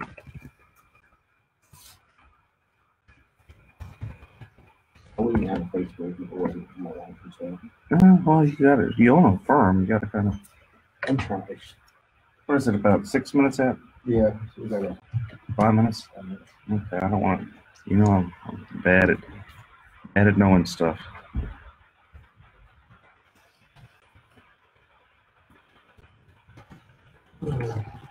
No, I have two main attorneys that are partners. And one of them was Arthur, but it's nice and sweet. Says, good luck, bro. The other one says, yeah, I've always said you got a face for radio. You'll do great. That's the joke. You got a face for radio. They always tell me that too. What, a face for radio? Yeah. Kind of insult actually, but okay. It really is. We on? Everybody there? Make sure y'all. Well, not us. You got false alarm now. Make sure y'all tune in 9:50 a.m. on your radio dials, or you can always go to the iHeartRadio app and look for 950 KPRC. Check in. Make sure you listen to The Eric Dick Show. We're starting about top of the hour right now, so after the commercials, you will see us on. What's up, Steve? What's up, man? And as always, today's program sponsored by Topo Chico Aqua Mineral Water. The unpaid sponsor. As well as Bragg's Naturally Organic Apple Cider Vinegar All Natural Drink. This is the limeade flavor today. It has a little more tartness to there, but it's really good for you. Really helps with your liver. Make sure you get that Bragg's All Natural Apple Cider Vinegar. Does it really help with your help with your liver? Huh. Hey, Shelly. How y'all doing? Hey, yeah, we're going to talk about voting today. Make sure you get out there. We're going to talk about that and a whole lot of other things today. Real fun show. But as always, call in 713-212-5950, 713-212-5950. Numbers up in the link or the description. But yeah, if you haven't voted, today is a day to vote. You have all day to get out there. Wait in the line, whether it's short, it's long, it's going to be worth it. I'm supposed to say it doesn't matter who you vote for as long as you vote, but it does matter who you vote for. So get out there and vote for the right people. Make sure you vet the candidates and don't just listen to a bunch of nonsense and bullet points and hype. Yes or no for firefighters. Look, I'm torn on the firefighters. Firefighters kind of get what they deserve because they always support the wrong candidates. That's but true. At the same time, if we don't vote yes for Prop B, we're never going to force the city to go in there and control their spending. So you got to vote for Prop B. Yeah, I'd say vote for Prop B just because it forced the city to actually rein in their spending, so they stop spending hundreds of millions of dollars on art projects, man. Go back to the basic city services, which the city's supposed to be about. Well, not only that, what happens if we stroke out? If we stroke out, I want the firefighters there. That's true. Pull me on the EMS. I don't want them having to work a second job over at Chick-fil-A. Firefighters just don't put out fires. They also are there for EMT, EMS services.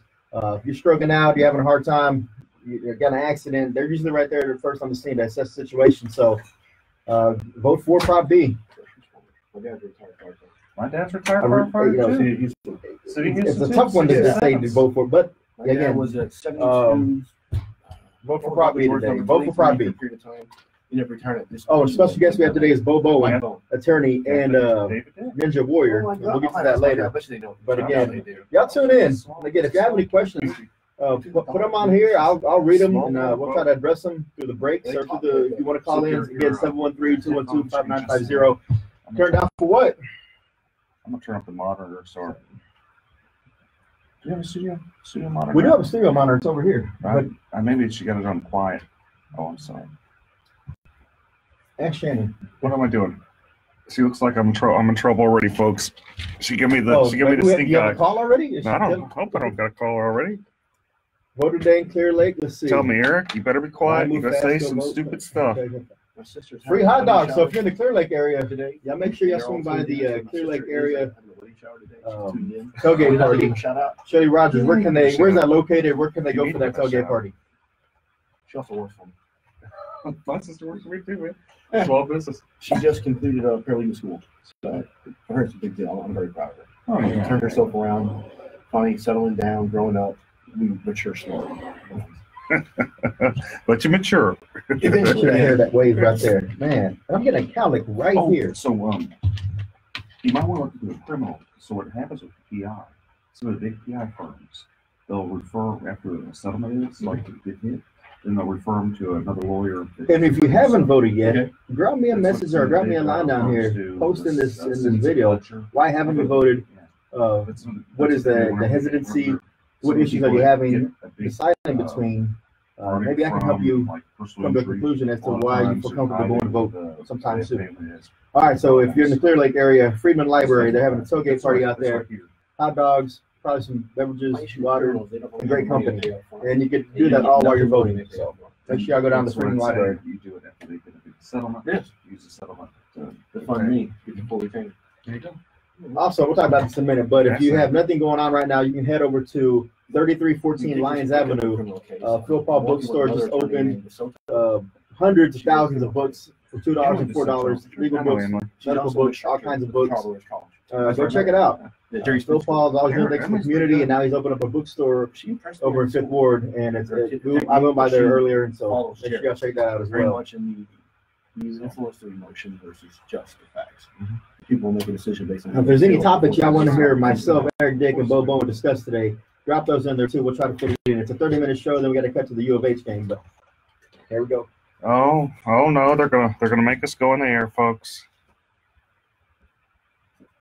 After traffic should come your intro.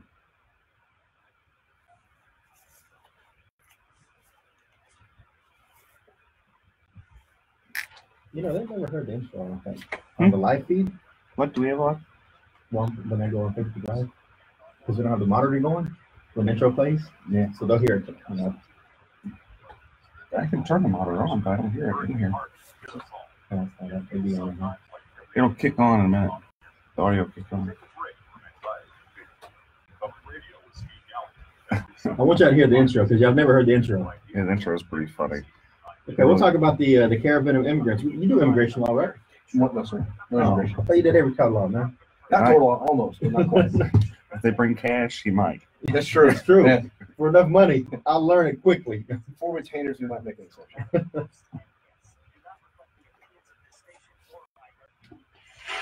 When you've got big problems, you need to have a big, you need Eric Dick, Oh, my homeowner goodness. insurance lawyer and trustee for the Harris County Department of Education. That's good. I can't believe that they actually play that on radio. They sit there and they say you need a big Eric Dick. Hey, Huh. it's true. I mean, do you not need someone who's always going to fight in your corner when you're faced with these legal problems? Absolutely. And that, if you want to get ran over, you don't get an attorney. I mean, even I get an attorney whenever I have a legal problem. No joke. I get traffic tickets. I call the Kubosh. I put a Kubosh on it. There you go. Because when you're facing problems, especially homeowners, when you're facing problems with the big insurance companies, there's only one person you need to call, and that's Houston homeowners attorney, insurance lawyer, Eric B. Dick. Welcome to the Eric B. Dick Show. My name is Chris Carmona, joined by Eric B. Dick, and our special guest today is Bo Bowen. Eric, What up? there's a lot to talk about today. There is a lot of juicy stuff. Let's just kind of go into it because we don't have much time. We're getting kicked off a little bit for the U of H show. But right off the bat, let's talk about Prop B with the firefighters. My dad was a firefighter, strongly support the firefighters. In fact, I find it interesting the only people opposing the firefighters are Mayor Turner and big business.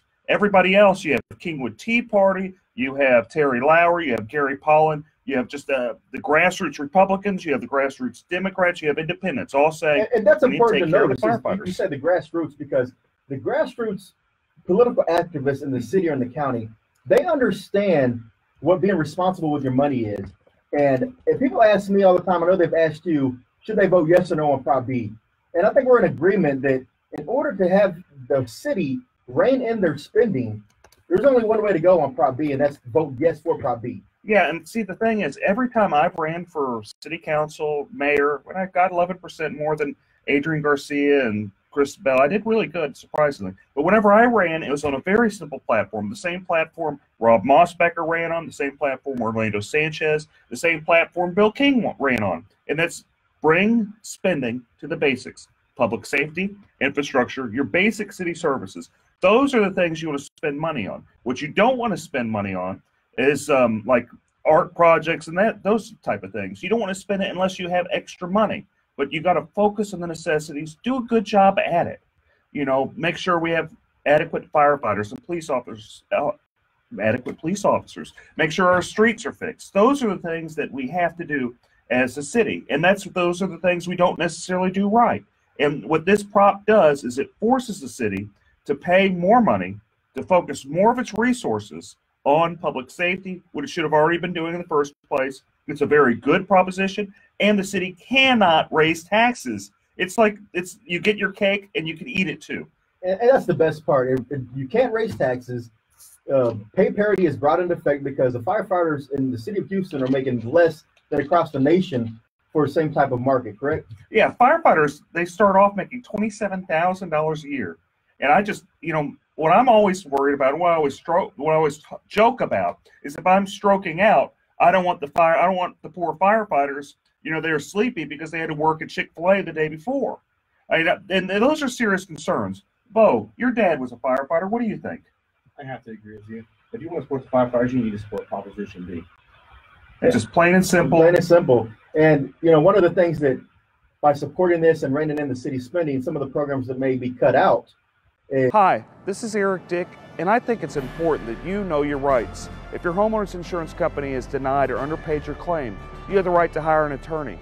You have the right to call me for free consultation at 833-7-RIGHTS. That's 833-7-RIGHTS. Don't let your homeowner's insurance company take advantage of you. Call me today at 833-7-RIGHTS. Has your homeowner's insurance claim been denied or underpaid? Call Dick Law Firm at 833-7-RIGHTS. Feeding Rocks. It should not be a crime to feed the homeless. Feeding Rocks. A good Samaritan shouldn't be punished for acts of kindness. Feeding Rocks. Because it's more of a crime to turn your back on a starving person. Feeding Rocks. You shouldn't go to jail for sharing food. Feeding Rocks. You can't in good conscience let a hungry person starve. Feeding Rocks. Help us legalize charity. Go online and sign the petition. www.feeding.rocks. Feeding Rocks.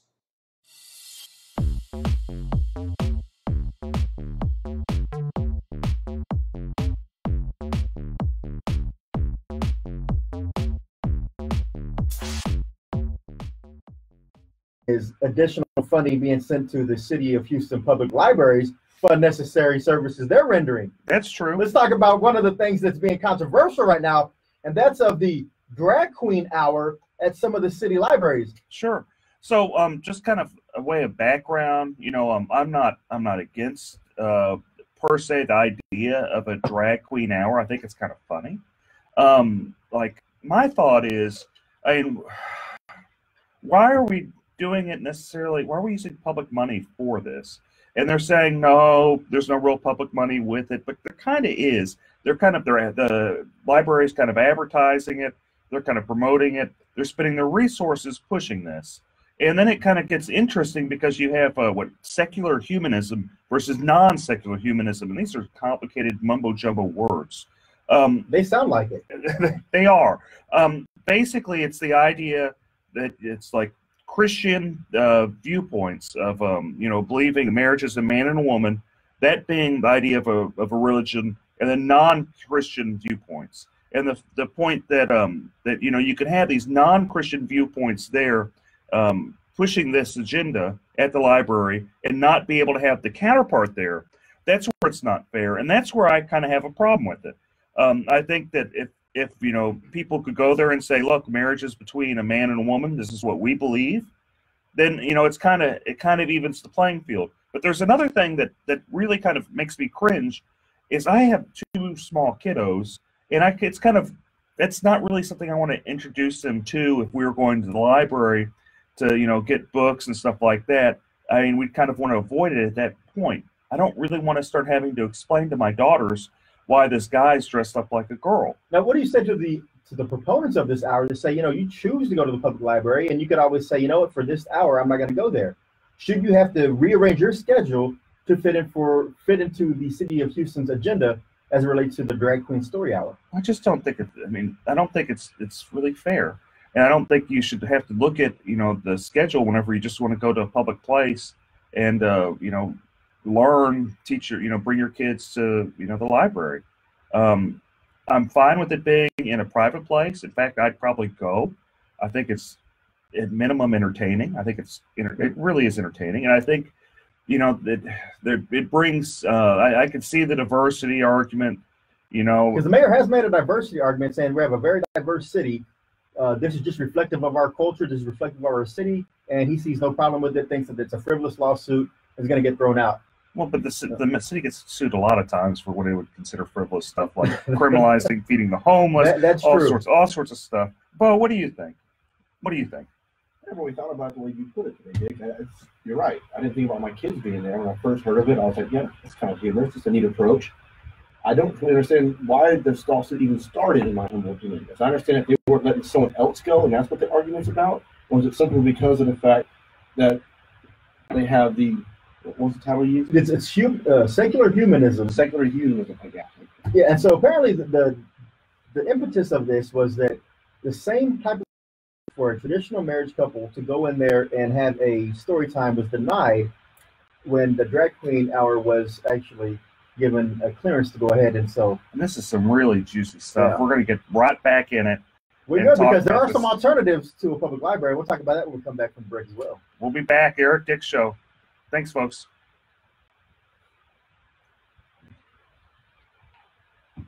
Roseanne, exactly. That's what we've been saying. Roseanne, exactly. That's the thing, is that equal time isn't being given to all types of diversity. Since a diverse city, even traditional married couples, if they want to go in there, they're being denied. So that's why the lawsuit was initiated. So it's not really a thing about against Drag Queen Story Hour. It's more of the equal application of the City of Houston Library rules. So, but going back to your point on the EMS, yeah, I mean, the firefighters do provide emergency medical treatment, And also, emergency we got a medical good, services. we got a good group. So they're tied into that somehow. Now, should there be a specific EMT team? Most counties, I think they do have that, but City of Houston firefighters are part of EMT. Very much so. Yeah. First responders. Yeah. So We're doing a lot more than the firefighters. The ambulance people should pay because of that. yeah. When the city they make money off the ambulance. Because remember, they trained by 2010 or 11, they jumped the ambulance fee. So if you had to actually get a fee to get up there to come service you for a reason, I mean, they went from I think $250 like $500 or $600. And they make their money. Yeah. When the fee claims you can't negotiate with quick inventory. That's right. I'll tell you what's kind of effed up the most is now you have like the police officers on one side fighting with the firefighters, and you shouldn't. Guns and hoses have always been at each other. Yeah, but it shouldn't be like this. It shouldn't be at each other's throat.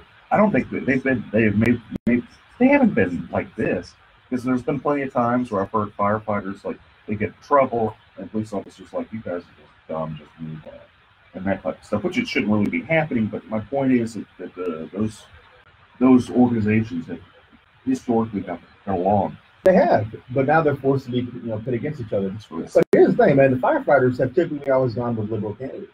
So has the police officers. The police officers more of a more conservative scorecard. I'm not saying it's a very conservative scorecard. You're right, But I'm not saying they overall, the firefighters and the firefighter union, they did think they're brave. They have entrusted a lot I know to this they- mayor, to this city council. So They spend a lot of energy. Getting that's this why it's right. like the sympathy level is not really all there. But I so how does the fire department transfer you to the hospital if you need emergency care? They come out there with ambulances. The Houston Fire Department has ambulances. They don't just have fire trucks. They actually have ambulances. And rescue trucks. Yeah, And special, trucks. their own special kind of welfare departments where people are doing high-rise rescues and stuff. Yeah, they don't just put you on a ladder and say, "All right, come on, we're taking you to the hospital." Although that would be entertaining to see and watch. Are they sprayed out with the hose a Yeah. little bit? You I thirsty? see blood. Let's spray it down. It's washed it off. You're good.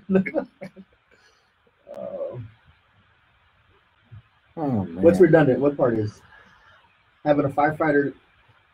The fire department is not needed. Well, who's going to put out the fires? We definitely need the fire department. Oh. They do multiple things. How do you not need the fire department? I don't get it. I don't get it, Chris. How do you not need the fire department? I don't know. I guess the fire department can only do fires and should not be in the business of medical necessities or medical attention. Then what do you do when you stroke out? You better get Sarah jumping in the car, driving you to the hospital. You stroking out. Don't call 911. They don't care. Or you go to private industry and private entities for your emergency medical needs. I don't know. But if y'all have any type of suggestion or input on that, 713-212-5950. Dick, when we left off, we were talking about the City of Houston and their libraries. And it's going to be interesting to see how this lawsuit plays out. But if people don't feel comfortable going to the library now, they want to read some books, where can they go today that's having their grand opening? Philip Paul Bryant's bookstore, PPB. Philip blows me away with his level of enterprise. That guy, he has so many different businesses, and they're all fascinating businesses. He has his bookstore that's just opening, and books are just dirt cheap, and it's a great chance. This is kind of like a little hidden gem that you want to support, because you can go get books $2-3 that you normally would pay $5, $6, $10 somewhere Yeah, else. there's some $20 books. I was there earlier. Again, it's 3314 Lyons Avenue. It's called Phil Paul Books. Great opening today. They have kids' books for $2, over 15,000 books for under $4.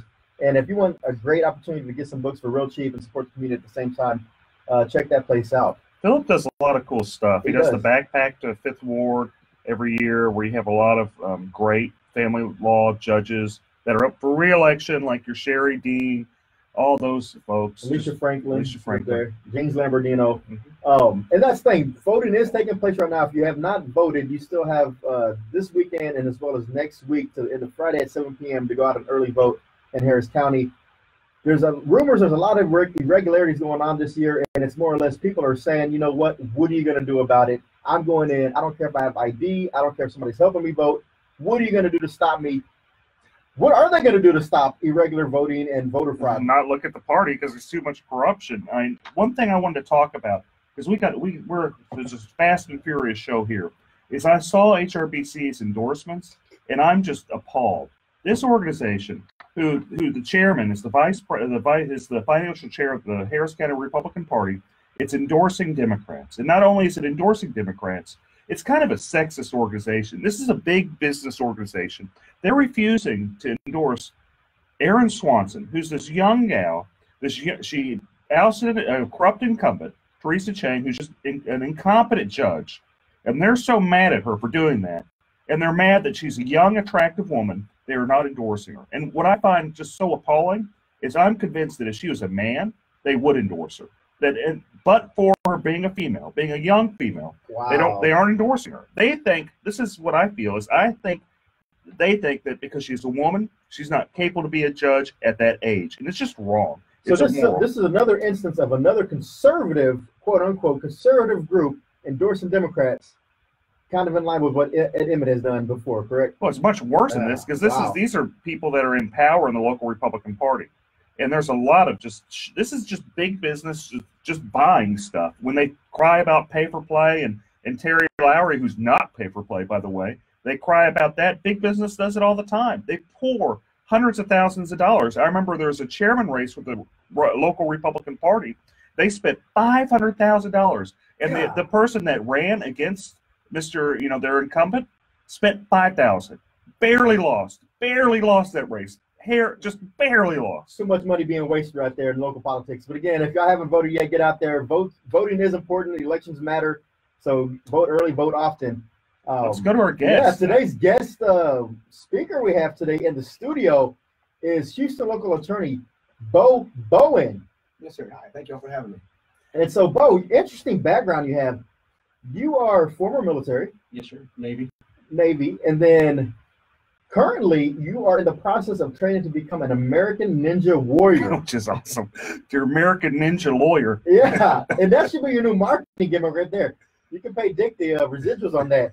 But what does a lawyer, someone who has, you have two daughters, right? Yes, sir. 8 and 3. Hey. Edwin and Karis. Hey, girls.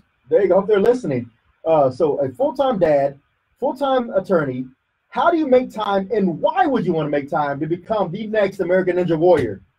For me, it's mainly getting the time with my family. Me and my daughters have daughter date nights up there at Iron Sports Gym off of 1916 Cutting Road, which is where all the top ninjas train here in Houston. There's nothing better than having your daughters tied off to you, hanging from the ceiling. You're the one letting them down. You're the belay man. That trust, that bonding, you can't get anywhere else. Hey, so can you do ninja rolls, like true ninja rolls, where you back it up and then just do a backflip, front flip? I can now do a forward roll, not a backflip just yet. I'm still mastering the Lachey. That's where you take your body and you throw yourself forward and you catch things. I'm still at the very, very basic levels. I'm no Daniel Gill yet. And Daniel Gill's a local legend, right? Yes, sir. He is by far the #1 competitor right now for these Americans in Ninja Warrior. Okay, He trains at the same gym. It's just amazing that you have this family lawyer by day, American Ninja by night. And it's really It's awesome. like a superhero. It is a superhero. It's a crime fighter. And during the day, he's helping people out, with their will, fights, Fight over property, fight over division of the kids, property, everything. So if you're not fighting corruption in the courtroom, you're not fighting against, the people outside of the courtroom, you're probably in your office taking in clients, right? Yes, sir. A lot of client consultation. So what is the biggest thing you're seeing, at least in the family law arena, other than divorces? Like, what are people facing right now in the community? What's ailing them, and why are they coming to see you? Well, the majority of our coming because unfortunately, the family is broken down. The husband and wife relationship has fallen to the wayside. The more problem I see is they're waiting too long to seek an attorney. They're trying to do it themselves. They get the paperwork offline. Then they waste all that time initiating it. They have to pay us to fix everything, and then the process takes that much longer. And of course, through that period of time, they're fighting more, they're losing more instead of trying to work together. It's best to come in sometimes, rip that Band-Aid off, and then learn how to co-parent. That squabbling in between is what really causes those relationships to fail. And I'm talking about the children. They're the ones that suffer this whole time. It also causes resentment and, you know, people just fighting over all that time. On the flip side, isn't someone having a wedding today? Or that is correct. My baby sister's having her wedding shower today. Her name is Joanna Bowen, soon to be Joanna Sanders. She finally found the man of her dreams. You know who I'm talking to, Marvin. You're a lucky man. And I hope they're listening. I love you. Melissa, love you. Yeah, Melissa Smith's getting married too with the board that I'm at. Congratulations, Melissa. So if people wanted to contact your law firm, how would they do that, Bo? The best way to reach us is 713-574-7777. That main line again is 713-574-7777. You can also find us on the web at www.bowen, BOWENLF, as in lawfirm.com. Now, Bo, I always try to throw out questions for our guests, legal questions that are out of the ordinary. Let me kick this one to you. So you have a couple that have been together for about 5 to 7 years, right? But each one is currently married to someone else, but those spouses are somewhere else, right? So over this 5 or 7 years, they've acquired a purchase of a home. They've been living in that home. They break up, but they can't do anything about that, or can they, since they're still technically married to other people? What's the remedy on that? How does someone not get kicked out of the house? How do they fight over the house? Who stays in the house? What do you think, Bo? So making sure we have two people who are married, and then they break up and they get with other people and they buy new property? Yes. Okay, well, unfortunately in Texas, you can't do more than one marriage. It's called bigamy.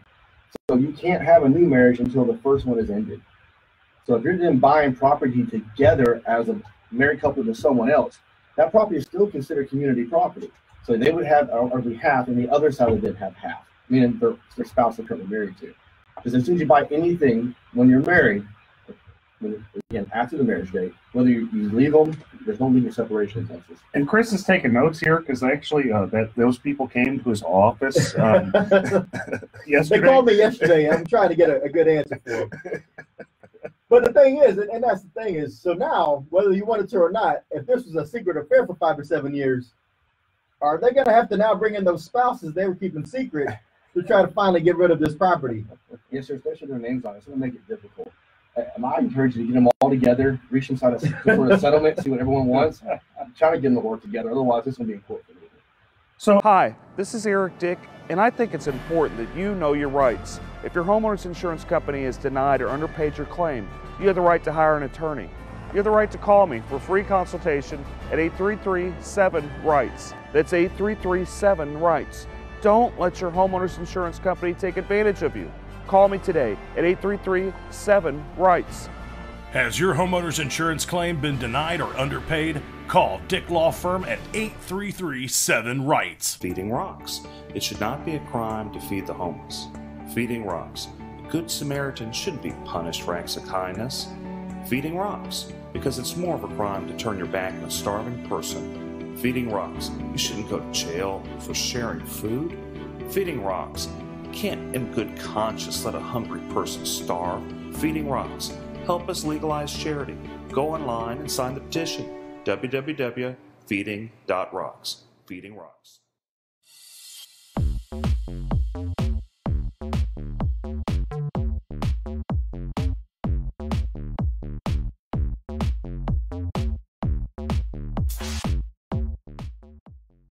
And also, is it a formal marriage or is it a common law marriage?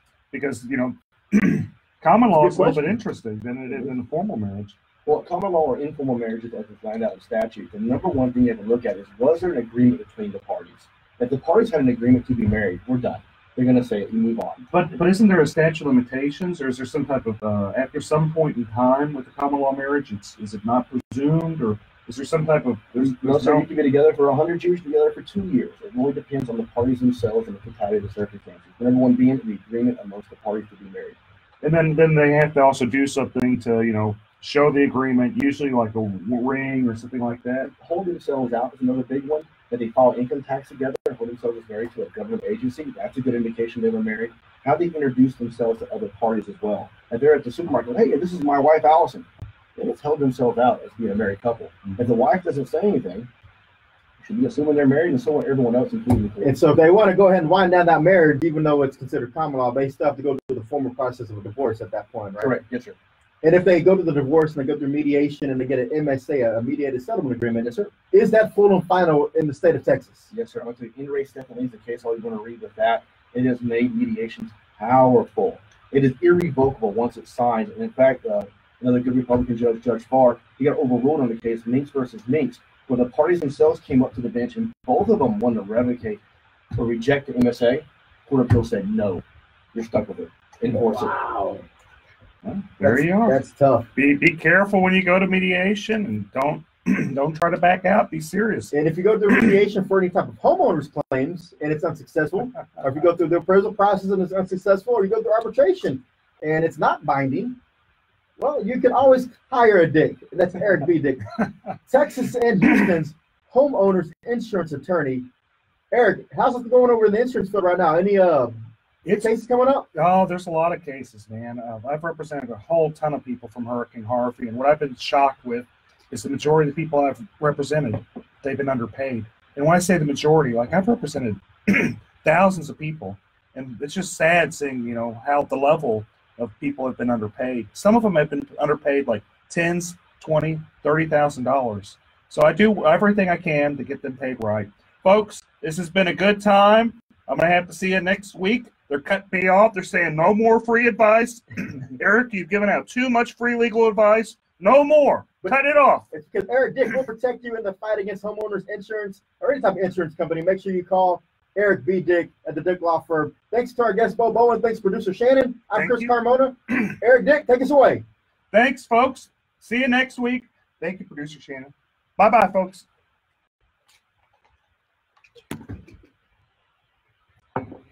We're gone. Thanks, guys, for listening. We're gone. Hope I didn't get in too much trouble. Roseanne, thanks for the great contribution. Hope I didn't get in too much trouble, folks.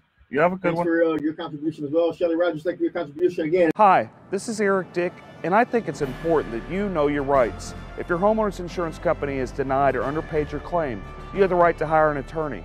You have the right to call me for free consultation at 833-7-RIGHTS. That's 833-7-RIGHTS. Don't let your homeowner's insurance company take advantage of you. Call me today at 833-7-RIGHTS.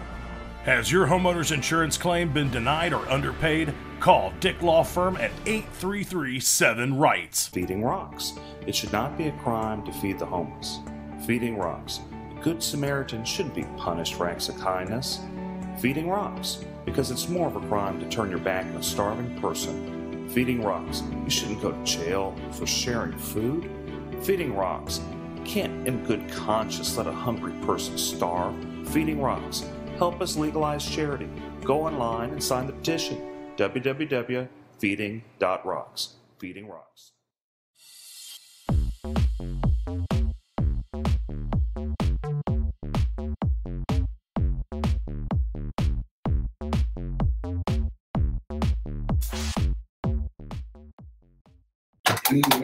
Listen now by going to FoxNewsPodcasts.com. Tucker Carlson. So much barking and noise and yelling. Our role is to take 3 steps back and discern what really matters. Sean Hannity. The most important thing that we are looking out for the forgotten men and women in this country. Laura Ingraham. They're going to get straight. If y'all can't sit here all day online, make sure y'all go onto the iHeartRadio media app, KPRC 950, or just tune into your radio, 950 AM. A lot of good stuff today. A lot of good stuff. But it's only 30 minutes, so make sure you tune in. If you're going to get some calls in, 713-212-5950. Finally forbidding insurers from discriminating against or denying coverage to Americans with pre-existing conditions. The GOP spent 8 years presenting to repeal the law, even forcing a government shutdown. Hey, Karen. Hey, little Tim. A California college ready to shell out hundreds of millions of dollars to settle lawsuits. The University of Southern California says it'll pay out $215 million to settle claims of sexual abuse by a school gynecologist. That settlement would compensate individuals. And as always, today's segment brought to you by Bragg's Organic Apple Cider Vinegar, all natural drink. And we got the right one today, apple cinnamon. Dick, where's your Topo Chico? I got a little Topo Chico right here. You got it? Let's make sure you got it. Got it? I got a Topo Chico. David, what are you drinking, man? Starbucks. Ah, come on, man. I know, It's a Frappuccino. Yeah. He's got the Frappuccino. He's frapping it. Oh, man. What a rush. Sorry, Shannon. We were rushing. Shannon, you get a car. We didn't give me a badge. Yeah. Whew, barely did it. Okay. Marine Expeditionary Force are Hey, y'all. as Hurricane Florence closed in last month. Oh, it's going to be a juicy show. It's going to be a short show, but it's going to be juicy. 30 minutes, huh? Yeah. So we have one break around 14 to 18 again. And then the 27, 26 parts on 57. So we're going to go into, what do you want to talk about? Oh, first let's start about, there's a new suit. Well, first let's talk attack him again. And I'm Joe. Attack him. Oh, yeah, I could do it. Attack him. And then we'll talk about the suit against the city for the largest gun show in the country. Is over the drag queen show. Yeah, they got to watch out. They might get in trouble on that. For anti-slam, how are you going to get around anti-slam with that? Good afternoon. Watch out for an accident on the North Freeway northbound and the North Loop. This has two left lanes blocked. I haven't seen like the pleadings. Some good news, that accident we had on the North Freeway southbound equipment has been cleared. Traffic is unwinding in that area, adding about 30 minutes to your commute. I'm US Garcia, the 24-hour traffic center.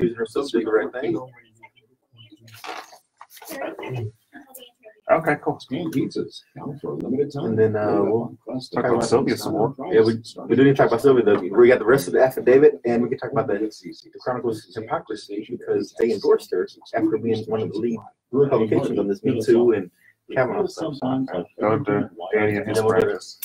Take a break from After the first break, we're going down. After the first break, we're going to you with the about immigration law and how it ties in and stuff like here on KPRC. We'll make it fit. Opinions provided on the Eric Dick Show are for information.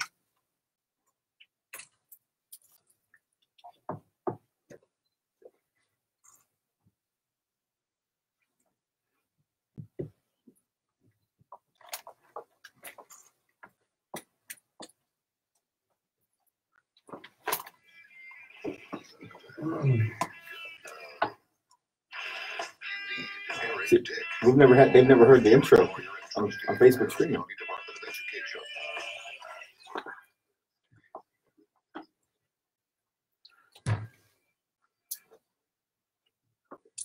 All right, folks, we're back to a spicy show here today. It's going to be Fast and Furious Eric Dick Show with my co-host and wingman, Chris Carmona. And hello, good weekend, everyone. It is going to be a great show. Okay, we had a lot happen this week. We had, Touchy Sylvia. We got the rest of her affidavit where, she's talking about some rash she has, and she has a clerk, which she's a municipal judge, and she, starts telling the clerk, hey, I got this rash on my leg. You want to see it? And the clerk's like, well, no, not really, Sylvia. I don't know that many people want to see it, but no, I'm good. And she was good. And that's the thing. I mean, when we left off last week, we had limited information on this affidavit, but we have procured the remainder of the affidavit, and it just gets even worse. I mean, there was trips to Nashville where she was just taking advantage of her allegedly aggressively inside this hotel room. And, this is a legal talk show, and we talk about legal standards and how that impacts the community. Well, I remember a couple of weeks ago, the Houston Chronicle made it a point to make sure that our Supreme Court of the United States candidate, now Justice Kavanaugh, was put through this ringer and even made a point to publish different opinions and editorials where it said that, if you're accused of these things, you're not fit for these types of positions. So with Sylvia being accused of these types of allegations, it's surprising that they came out and endorsed her this week. What's going on? Well, it's a quote Erica Grinder from the Houston Chronicle. It's dead and irrelevant and no one cares. And that's actually from a reporter. So what's interesting with the whole Kavanaugh thing is you had a woman, And she was sincere. I know there's people that have different opinions, but she seemed sincere that something happened to her. Maybe we aren't sure what happened, but something happened, and she seems sincere about it. Just as the level of sincerity in that affidavit. I mean, and they go into a lot of detail. And it's pretty folks. detailed. I mean, these aren't things that have been sitting on and no one's come forward. Apparently, Ms. Gutierrez had actually made these complaints before, but it fell on deaf ears. And that's the problem I see with the city of Houston, is that they pick and choose who they actually want to move forward with these types of allegations. And I think that's something that falls back into the city council and also the mayor, because we have to stop that culture of siding with some, whether it's political or not, or it's just friendships. If these allegations are being thrown out there, you got to act on those. I mean, if not, you open yourself to all types of liability in the employment field, right? Yeah, you're right. And didn't if I remember right, reading that affidavit, didn't one of her staffers kind of walk in and go, "Oh, whoa, I don't want to see this," turn around beeline right out, opened the door, unlocked it, and said, "Whoa," made a U-turn and got back out of there. I mean, so there's been witnesses to these allegations or to these events, and I'm just shocked and appalled that for the Houston Chronicle to come out and say, we're going to lead the movement and making sure that people have a voice and people who have these allegations, they're going to be heard, to come out with no hesitation and endorse against Philip Arnoff in the congressional race in CD 29 over in the east side of Harris County. Or they could have just done no endorsement. And they could have just done. They could have said, well, look, we're going to be the bigger person. These allegations with Sylvia, they're pretty sincere. Someone's, and just so the listeners know, this is, the former county commissioner, former state senator, Sylvia Garcia. What she did is she took off her, allegedly, which is probably not very alleged, but anyway, she took off her pants, said, "Hey, I got a rash," to one of her clerks, ran around in her panties. Another one of her staffers kind of came in and kind of was freaked out and beelined out of there and just completely harassed this poor girl. I mean, if I did this type of stuff at my business or even at the Department of Education, it'd be all over the news. Oh, it would be. It would be lawsuits left and right, all over the news. Every single media publication in the city would be covering that. And again, I'm just shocked at that. And, I hope that, people put politics aside, because, again, this has a lot more weight in this story with specific details than we saw with Kavanaugh. And I hope the Democrats actually hold Sylvia Garcia accountable. And there may be some infighting that results from this, with early voting starting on Monday. And so we'll just have to see on that. But with infighting also comes another person we need to talk about. The turmoil hasn't stopped with our county judge. Oh, hunker down? Hunker down. Last week he had came out and endorsed the Democrat candidate for lieutenant governor, and there was some minor backlash from some of the candidates down ballot in Harris County, the Republican candidates. And there hasn't been any backtrack. If anything, it's been a double down on the statement of saying, I said what I said and I meant what I said. How's that going to affect everybody? How's that going to affect the courthouses? Because, in 2008, we saw a huge wipeout. 2012, we saw it again, a wipeout. 16, another one, sweep every 4 years. Ed Emmett is just kind of the reaction. It's really the fault of the local party, the complete mismanagement by the local Harris County Republican Party, and the arrogance of Ted Cruz. And you got to realize that Beto is the result of just utter arrogance of Ted Cruz being just elected, runs for president, just ignores everybody. I mean, Beto, he's done a decent job. He's not going to win. I don't think he's going to win. I think it'd be surprising if it'd be a shocker. But stranger things have happened. But Beto wouldn't have nearly as much following if Ted Cruz would have done his job. And also been a nice guy. And everyone tells me in the Republican Party that's around him. I mean, some people do like him, and they jump up and down and say, we like him. But there's a surprising amount of people that say he's a jerk. I don't want to be around him. He's not connected to the people he was when he campaigned first in 2012. He's kind of separated himself with more of an elitist attitude is what I hear. And then I also heard last night that there was a Kingwood Tea Party gathering, candidate rally, and apparently that was the buzz around the room. Is anybody going to hold Ed Emmett accountable for this statement? And is that going to really hurt the down ballot judges? I think it will. I think it'll hurt the judges, but you got to also remember that Lloyd Oliver, he did something similar. Actually, a step back, maybe 4 years ago, whenever he ran for DA, and the Democrats just kicked him right off the ballot. Yeah, and there's been some great articles about that by Charles Blaine and also Kerry Cheshire. They made some mention on this, and they were asking people, hey, what's going to happen here? Oh, nothing's going to happen because Emmett's tied in with the local party that's incompetent. Yeah, it is. And More to come on the Eric Dick Show. A shortened segment today. We only have half an hour. We got to get to y'all some sports programming. But y'all sit right there, and we'll be right back. Thanks, folks. See you shortly. We'll come in, go in with you for probably another 10, 12, then we're going to be done. Yeah. So what do you feel comfortable talking about? Like what area are you just feel like, man, I know this, I'm dynamic on this, and boom. Just anything immigration is good. We do all types of immigration. We do business, we do family, we do removal. So anything that you want to talk about in terms of any new changes, like right now there's an instant denial that just started in September. Okay. So that means that if you send in a petition, it's wrong, something wrong with it, not all there, so just deny it. And this is bad. Used to, they just refuse it. But denying it is actually right up here. Okay. Then we can talk about this caravan that's coming up and Trump's statement. There's some tough people, and we don't want those tough people coming in. And you can see about they're coming from Guatemala and Honduras. They're trying to go through Mexico. Mexico's actually trying, they're trying to do their job and secure the border. So we don't want you coming in and filter in. They tore it down and. I'll tie into immigration, and then we'll immigration right there. That's how we do it. I think smoking always affected my daily life because I was a closet smoker. Roseanne, exactly. Someone like the county chair should have said something, but he didn't. Really, the guy pays him off. I mean, that's it's his major funder. There's no him and this guy Weekly, they own him. So what is he gonna say? No, don't do it. But like I said, it's gonna be very, very, very. We got a good many followers now. Not want to break straight ticket voting because of his insistence on doing that. So we'll see how it turns out. But early voting starts on Monday. Make sure I go by, vote all the way through from the top to the bottom. A lot of judges on that ballot that really need your support. It's not a smart idea just always hit straight ticket if you don't feel comfortable with all the candidates. Beto, fake Mexican. Is he really a fake Mexican or is he just using the name to try to trick people? What kind of fires was he putting out? Like what was being said to try to mitigate that damage?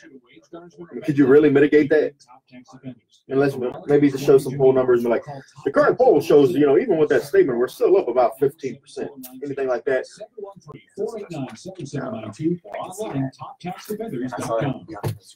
He speaks his mind. He just wanted to Chicago at the official name. How long did it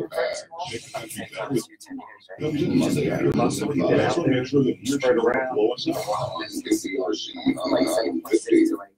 9.2, but it took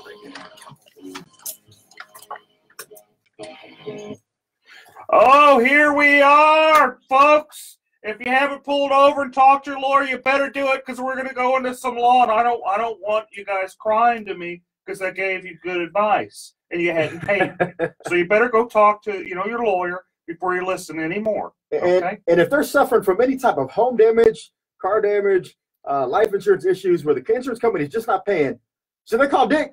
Better get Dick. Better get Dick. Better get Eric Dick. And so when we left off, I mean, again, there's just so much turmoil going on in this world. But one thing I do have to say is today is my daughter's 14th birthday. Happy birthday, Brooklyn. My mother and sister's birthday. I was about to say, you have a family of birthdays today, too. And it's Mark Lanier's birthday. And Mark Lanier's birthday. So October 20th, mark this down on your calendars, everybody. That's a strong day for birthdays to come out. But other than the birthdays, we have some other exciting news going on in the country, right?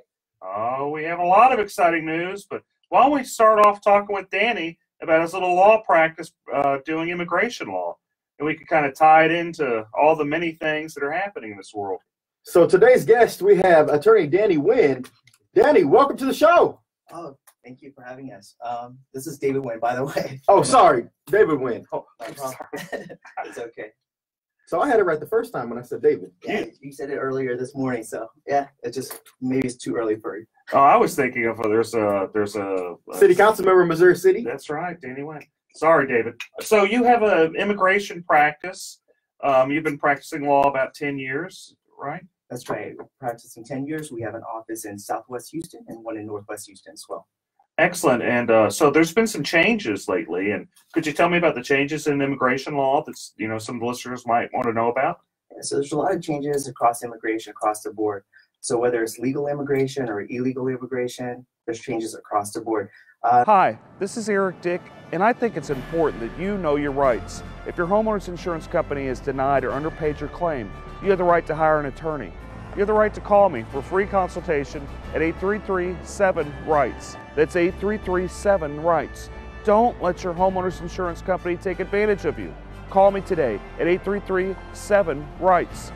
Has your homeowner's insurance claim been denied or underpaid? Call Dick Law Firm at 833-7-RIGHTS. Feeding rocks.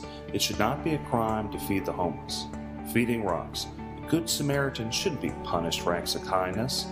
Feeding rocks. Because it's more of a crime to turn your back on a starving person. Feeding rocks. You shouldn't go to jail for sharing food. Feeding rocks. You can't in good conscience let a hungry person starve. Feeding rocks. Help us legalize charity. Go online and sign the petition. www.feeding.rocks. Feeding Rocks.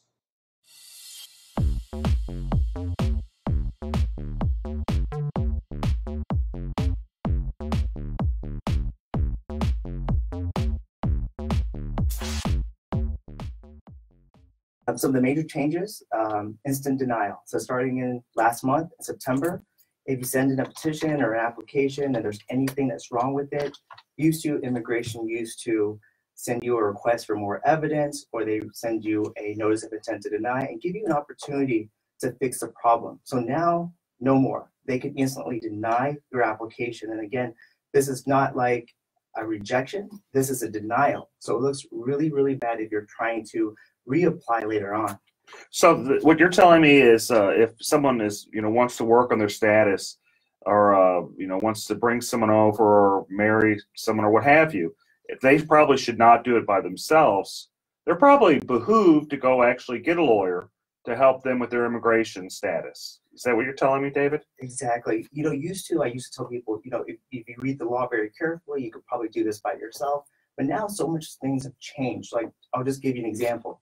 So the basic forms that you need to sponsor a spouse, it used to be last year, before 2017, the I-130 form, it used to be 5 pages. Now it's 18 pages.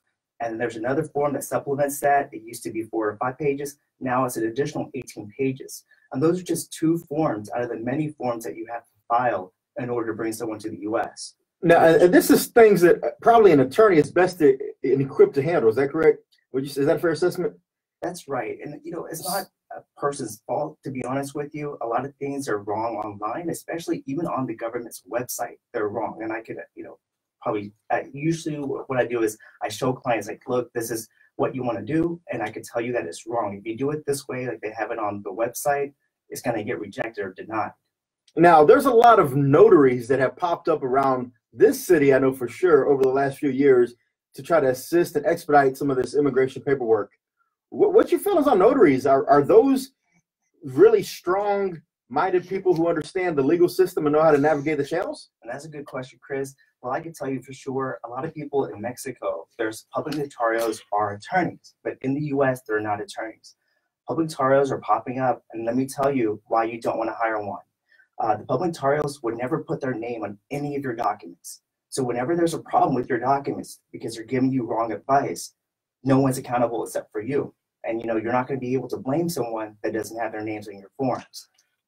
Besides, they charge a lot of cash too, aren't they? They do, but besides this actually being illegal for a notary to practice law, and usually they'll charge at least, near what a lawyer would charge. Sometimes more. Sometimes more. So you're having someone, it's basically you're just going and picking someone off the side of the street and saying, hey, help me with my legal forms. I wouldn't do that. I wouldn't get, someone off the side of the street to represent me, which actually I do. Being an attorney, actually I do hire people to represent me, and anytime anything happens. They say what a client has a full, what is the saying? Yeah, only a fool has a client for himself. Or that's right.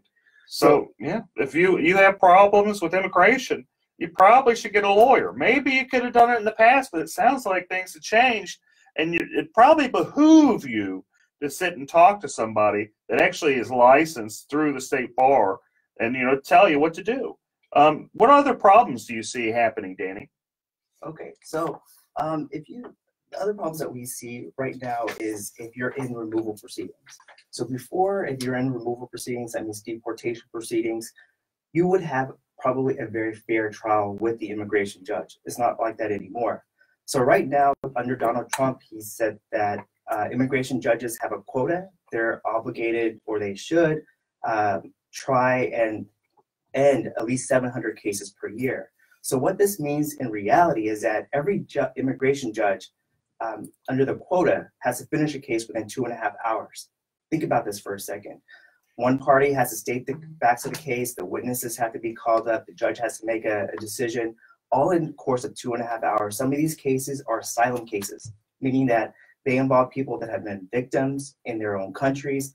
They're going to the US in order to seek protection, and now you have to make a decision within 2.5 hours, whereas maybe a year ago, you would have maybe several years to put together a case. So that's what's happening right now is that. But on the flip side with that, Danny, hasn't one of the biggest issues always been that the process takes too long? You have to get in line. It's a long line, takes years. But with this expediency of a 2-hour hearing, or doesn't that speed up the process? And doesn't that help people who are in the queue trying to get through the system properly? So in the past, you're right. So in the past, asylum used to take years. Now it's not that way anymore. So earlier this year, they changed it. When you apply for asylum today, instead of taking years, you're going to get a notice for an interview within 3 to 5 months. That's very quick. Think about this. You have to show asylum is not easy to get. You're going to have to, usually the attorney will write a legal brief. You have to show evidence, so medical records. Imagine fleeing your country with nothing, and then you're going to have to try to get, certified copies of your birth certificate, or anything that you have in that situation. Maybe judicial records. I mean, it's going to be very hard for anyone that's fleeing their country with no money. Yeah. And nonprofits nowadays don't have a budget in order to fix this issue. There's too many people. It's definitely a broken system. It's something that we really have to make sure we're pressing our Congress members and our senators to put something in place that's actually going to be sustainable in the long term. And it's not just the immigration system. I mean, it's the same way with our justice system. There's a lot of sad things that happen every day. I had a client one time in criminal law back when I first started practicing law, where she had some problems with welfare. She got too much welfare because she was broke. And the judge that she was in front of, who's now the administrative judge in Harris County, was Susan Brown. She was nice enough to, put my gal in jail, baby in hand. When I say baby in hand, I had to watch the baby while the grandmother came to pick her up. It was training for you, Dick. It was training for you. That's training. But we want to talk about injustice. There's a lot of injustice to go around, a lot of injustice in different spots. And it's been going on a long time, and I imagine there always will be injustice. Yeah, real quick, David. There's a huge caravan coming through Central America right now, going through Mexico, trying to get to the United States. Will they make it? And if so, are they going to be turned back around under this new policy and provisions? What happens to them?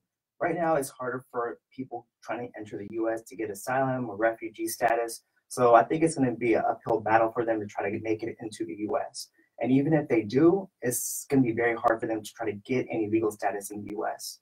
So it's very hard. We're turning away people that are actually fleeing their country. Some of these people, yes, there's always people that will try to, go past the system that do not qualify. But you have to understand there's a huge vetting process to make sure that their alibi sticks. There's multiple interviews to make sure they have a credible fear. But if you have a group of 1,000 people coming in one time and saying, we just got bombed in our neighborhood, shouldn't their stories all match, and wouldn't that be considered some type of evidence that could be used in the process?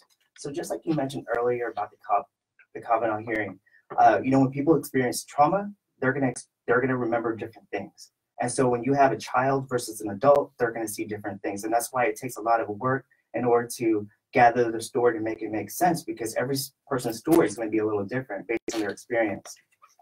Well, I think it just goes to show that you're always probably doing right whenever you have legal problems to go and get an attorney.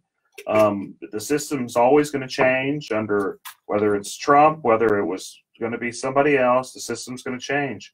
Whether it's good or bad, it always remains to be seen. It's fascinating how government works and how consequences for actions happen. Plenty of times they're inadvertent. It could be a good. This could be a good thing. It could be a bad thing. Only time will tell.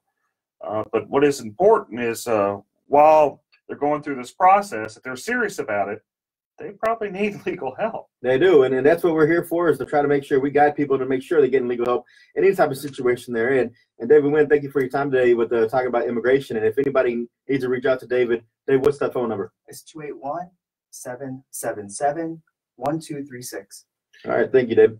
Yeah, so is there anything else we need to go through in this fast and furious? Absolutely. You know, again, anytime you're facing an insurance company, whether it's a car accident, a personal injury that happens, you slipped and fell, or you got flooded or hail damage, and the insurance company does not want to pay, you got to make sure you have someone on your side who's going to fight for you from the beginning to the end, and is going to take the insurance company to task.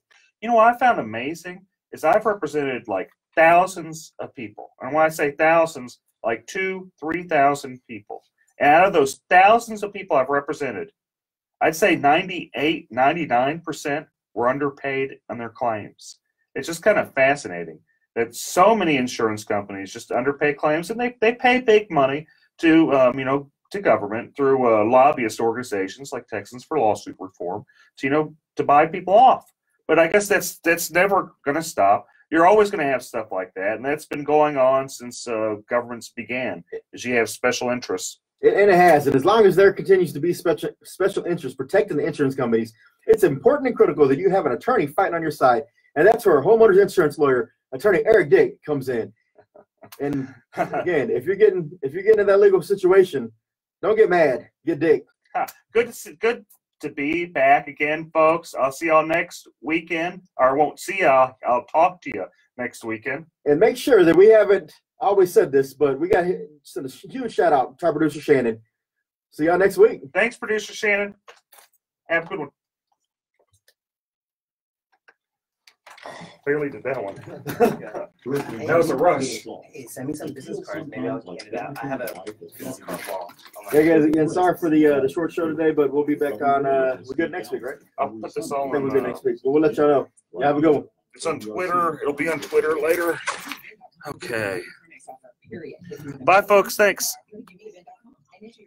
Hi, this is Eric Dick, and I think it's important that you know your rights. If your homeowner's insurance company has denied or underpaid your claim, you have the right to hire an attorney. You have the right to call me for free consultation at 833-7-RIGHTS. That's 833-7-RIGHTS. Don't let your homeowner's insurance company take advantage of you. Call me today at 833-7-RIGHTS. Has your homeowner's insurance claim been denied or underpaid? Call Dick Law Firm at 833-7-RIGHTS. Feeding rocks. It should not be a crime to feed the homeless. Feeding rocks. A good Samaritan shouldn't be punished for acts of kindness. Feeding rocks. Because it's more of a crime to turn your back on a starving person. Feeding rocks. You shouldn't go to jail for sharing food. Feeding rocks. You can't in good conscience let a hungry person starve. Feeding rocks. Help us legalize charity. Go online and sign the petition. www.feeding.rocks. Feeding Rocks.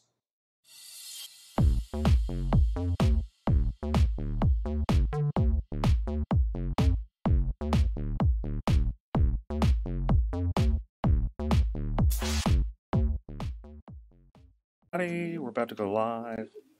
About 7 minutes. We've got a bunch of great guests, a bunch of great topics. You can message me. If you guys message me, I'll respond. Oh. Let's see. My handle is at Dick Law Firm on most Twitter, Instagram. Okay.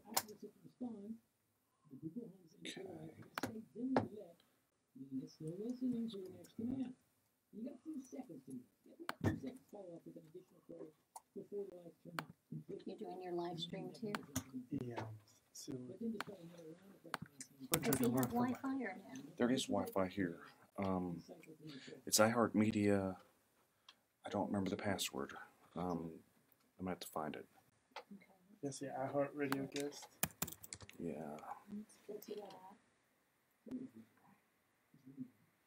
Radio guest. No jumping.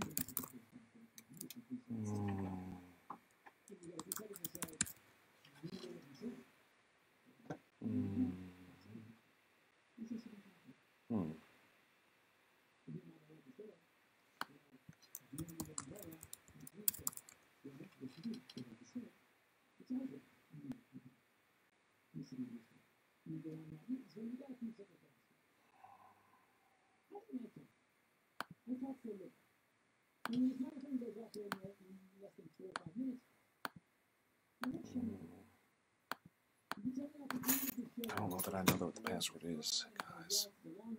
I'm looking for the email where they sent it to me.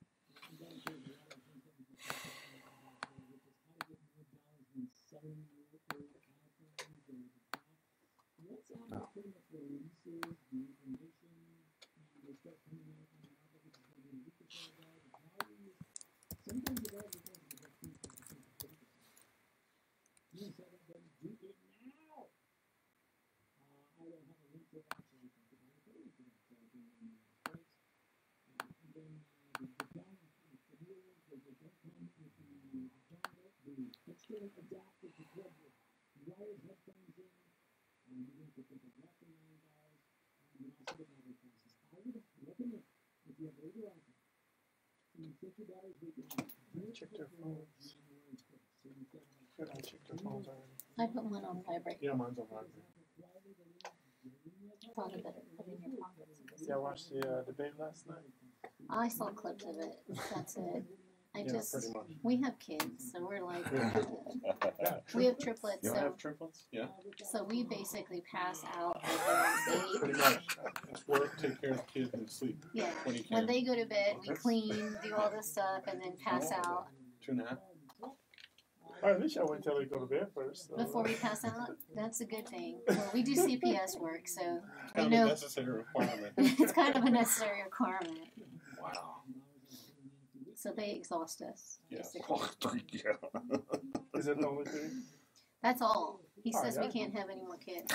Well, I understand that. Isn't that mean? We just knock them all out in one while. People say that. It's not quite as amazing as you would think to knock Yeah. them all out in No, one shot. I definitely see the benefit of. Any triplet parent you speak to will tell you, we love our kids. We wouldn't have chosen to have triplets. Correct. That's like Octomom type thing, Right. thinking. Yeah, we're more of the, we're happy we had 3 kids, yay. Are they all girls, all boys? I mean, cried. you gotta get your boy, man. Nope.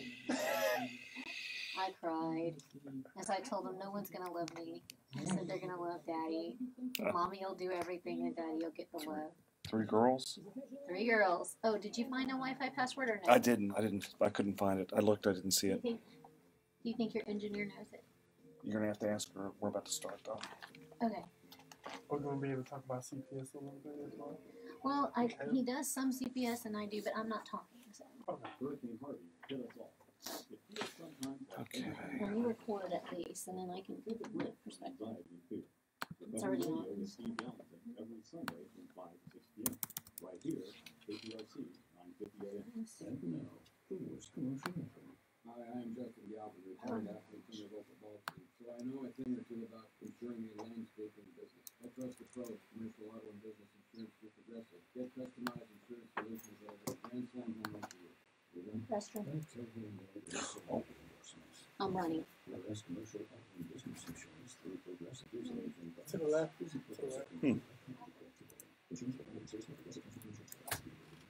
I just discovered DazzleMe.com. It's a totally addictive new jewelry site with big name luxury brands. And you know which ones I'm talking about. Unique designers that you can't find anywhere else. All at a fraction of the price. I'm going back on DazzleMe.com tonight. Maybe doesn't necessarily work. Ah. Okay.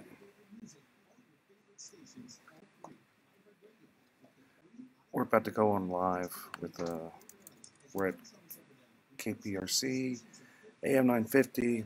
We've got a bunch of great guests today. A family lawyer, kind of a couple. Philip Bryant here is co-hosting, helping me out. He's wingmanning it. We're going to be going on pretty soon, so tune in. If you guys have any questions, post it on. I'm watching on Facebook. It's live on a number.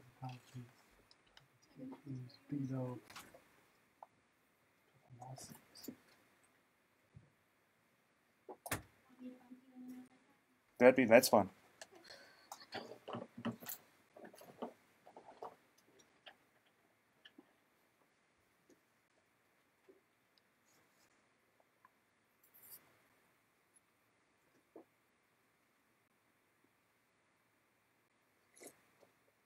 Oh, maybe I should put on my headphones. There's some here. Let's see. Oh, wait. Yeah, it goes silent for a little bit before. If I remember right, I always get spooked with this. It goes silent for a little bit, then it'll play its music. And we get going. Okay. Here. I was like, what is he doing?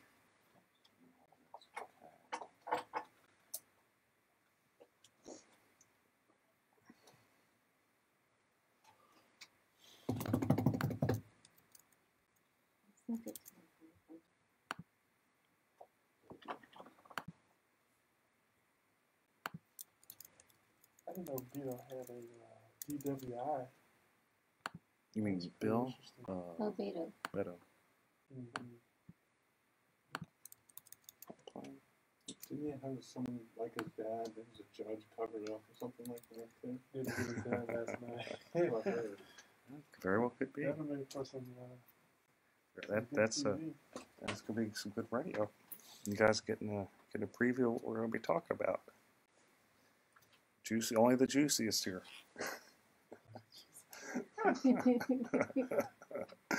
Okay. Am I gonna be able to hear? We have a studio. There's gonna be a studio monitor that'll play that like we were hearing before. It'll play. Oh, in the background. In the background, yeah. Okay. If there's a good family law question, can she answer or is that? I don't mind. Y'all can both answer. Okay. There should be a mic right there. That might still be on. There should be both mics on. No, it's criminal definitely on. Well, if he says for me to do it, I can push mic on. Yeah, no, just hold on.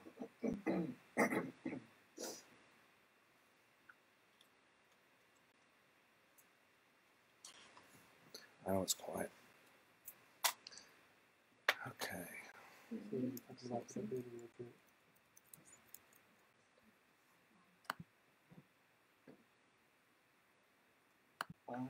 Russell Newman and Newman Rodriguez. We're live on AM 950. Can take some questions, give some answers, and we're on the Eric Dick Show. Hope to hear from you.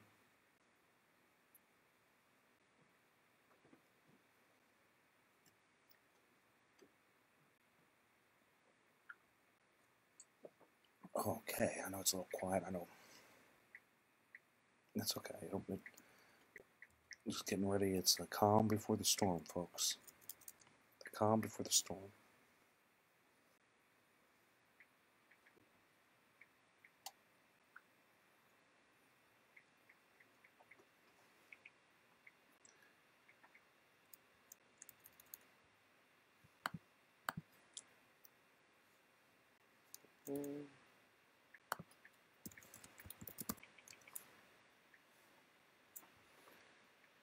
Okay.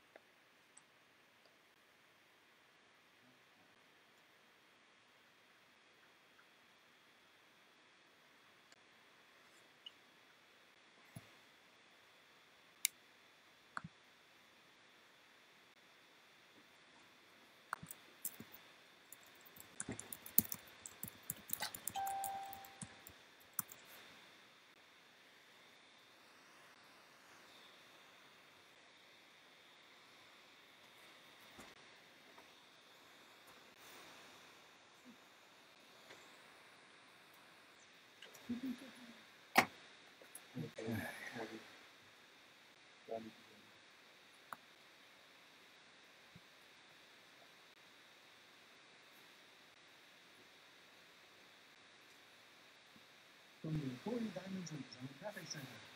We did have an accident working on the outbound side of the freeway. We put recap for the backing up into the downtown area. It's not clear, but things still might be slowed up in line. We do have construction delays outbound on the Southwest Freeway, approaching West Loop, but now the backup from the West Freeway. I'm Stephen Foss, I'm 24 Hours Traffic Center. adjust the headphone volume there too if it's too loud.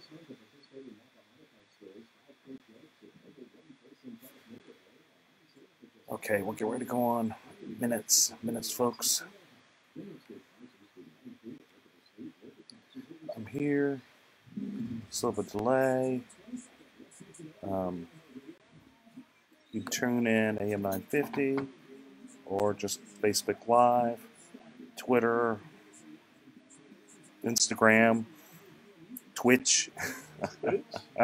Twitch, yeah. I'm on Twitch, YouTube, and every single one. Periscope. That's pretty cool. Periscope, which is Twitter and all of them. So, guys, you got questions? Oh, no.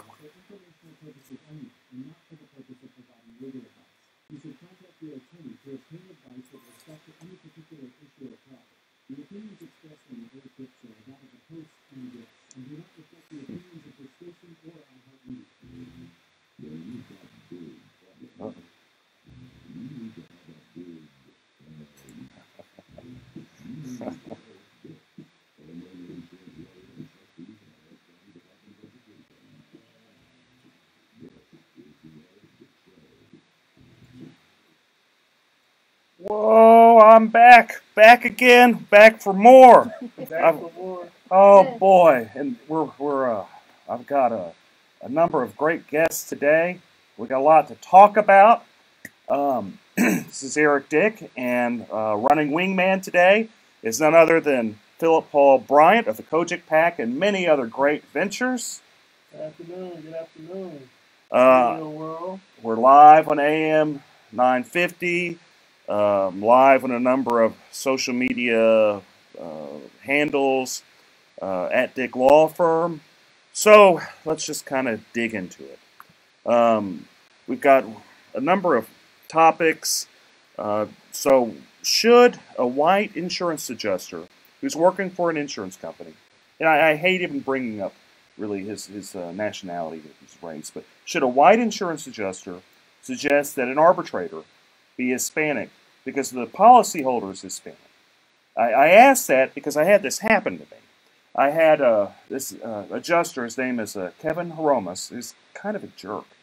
You gonna call him out here? I'm gonna call him out. He's kind of, in fact, he really is. He's just not a nice person. What I've learned in this world is you've got good people and you've got bad people, and he is. Anybody that knows him knows he's not a very good person.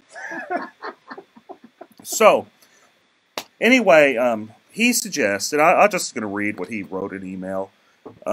He suggests, let's pull it up, as an alternative umpire, which is, I'm just going to say, arbitrator selection due to plaintiff's Hispanic heritage. Apparently now he cares that my client's Hispanic.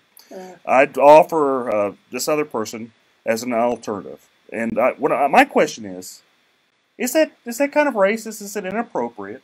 I mean, could they pick another, insurance adjuster because my client's Hispanic? I'm just wondering. Since the guy all of a sudden cares, is that appropriate? I don't know. What do you think, Phil? Is it appropriate for an appraiser to request a umpire that's the same nationality as the client? Yeah, whenever no one else is the same nationality, not even the person requesting. Yeah, it seems like you're kind of infusing race into a situation now there's a language barrier issue. I think a language barrier issue. I think the courts have a way to kind of bring in an interpreter. I think for the most part that should be suffice. I don't necessarily think that it's about a jury of your peers at this particular point. If your peers would be the same nationality, I think it's more so about making sure that you have an arbitrator that understands the law, the rules that guide the policy, and kind of go from there. It shouldn't necessarily be based on a race. I know a lot of people may feel a little bit more comfortable, perhaps. I know if I'm in court, if I have an African American judge and I'm African American, I may not necessarily get special treatment. And in some cases, it may be some tough love because they feel like I should know better. So is this like him saying, you know, my client might get special treatment, or is he? I don't know. It's kind of inferring that you only get special treatment from a judge or an arbitrator with the same ethic background. Then another question I have is why would an insurance company even hire a joker like that? Because it sounds like they're setting them up for some type of lawsuit on being sued just for being racist. Well, the fact that he put that in writing is a little bit more concerning. I mean, even if you're thinking something, or even if that's your strategy, to actually send that over email, because from what I understand, you can actually have your email subpoenaed. I'm not an attorney, but you can have your email subpoenaed, as well as text message these days. So I'm not sure why someone would put that in writing. You can even have the opposing counsel talk about it on his radio show.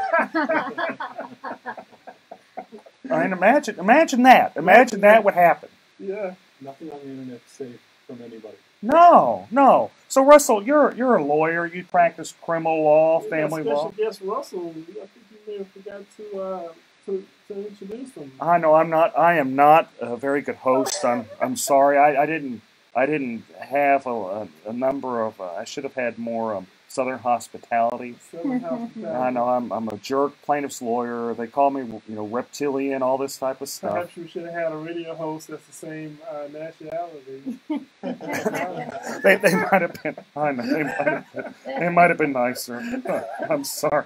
So Russell, step up. Tell me what you think. Tell me about you. Tell me what you think about this. Hey, my name's Russell. I'm Russell Newman of Newman & Rodriguez Law Firm. I do mainly criminal and juvenile, but I have a partner and she does family. I think it's a very interesting issue. I have that come up a lot in cases, you know, such as DWIs and such. I think the issue is, how is it framed? Does this person suggest that you have someone who's of the same race, or does he require someone of the same race? Why does he want someone of the same race? I think there's issues there within that have to be answered. I don't on its face love the idea, no, I don't. But I'd like to know the thinking behind it before I say it's absolutely inappropriate, or is appropriate, or it's not, or whatever. But on its face, yes, I do find it kind of disturbing. Well, why would you even go down that path? This is my first question. What does it matter their race? It doesn't. I mean, what is it? I mean, I'd hope in the current arbitrator's former county attorney, Michael Fleming, who I can tell you personally, I could go up to him and tell him what I think, and he's going to say he don't care. He's going to make his own decision, because that's just how he is, period. And they just, I guess they'd rather, I don't know. It just seems. Hi, this is Eric Dick, and I think it's important that you know your rights. If your homeowner's insurance company has denied or underpaid your claim, you have the right to hire an attorney. You have the right to call me for free consultation at 833-7-RIGHTS. That's 833-7-RIGHTS. Don't let your homeowner's insurance company take advantage of you. Call me today at 833-7-RIGHTS. Has your homeowner's insurance claim been denied or underpaid? Call Dick Law Firm at 833-7-RIGHTS. Feeding rocks. It should not be a crime to feed the homeless. Feeding rocks. A good Samaritan shouldn't be punished for acts of kindness. Feeding rocks. Because it's more of a crime to turn your back on a starving person. Feeding rocks. You shouldn't go to jail for sharing food. Feeding rocks. You can't in good conscience let a hungry person starve. Feeding rocks. Help us legalize charity. Go online and sign the petition. www.feeding.rocks. Feeding Rocks.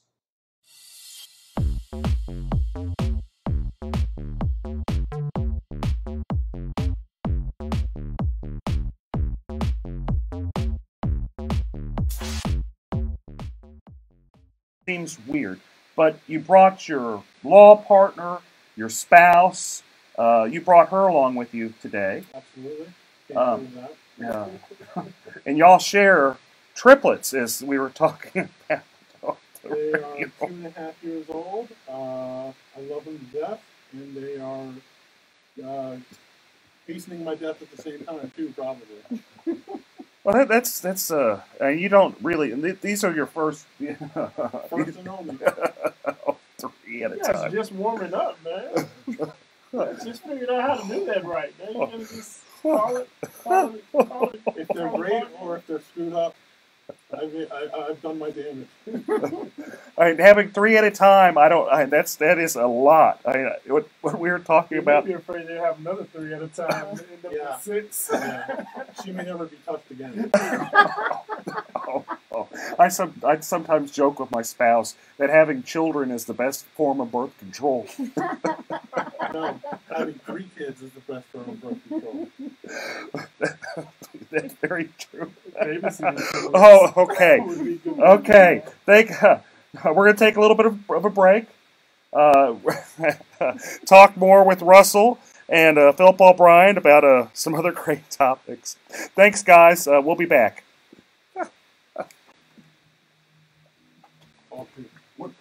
What's your last name? Cynthia. Okay, Cynthia. Sorry. Oh, thanks for calling me out. I seriously doubt that the company knew that this guy thought like that when they hired him. They hire him business control. They really do hire him business control. You think it's an intimidation factor? No, I think what it is he's afraid Fleming's going to be there. He's always there, and he's just trying to bait. He's trying to bait the other person. But he's just wildly inappropriate. The guy's always wildly inappropriate.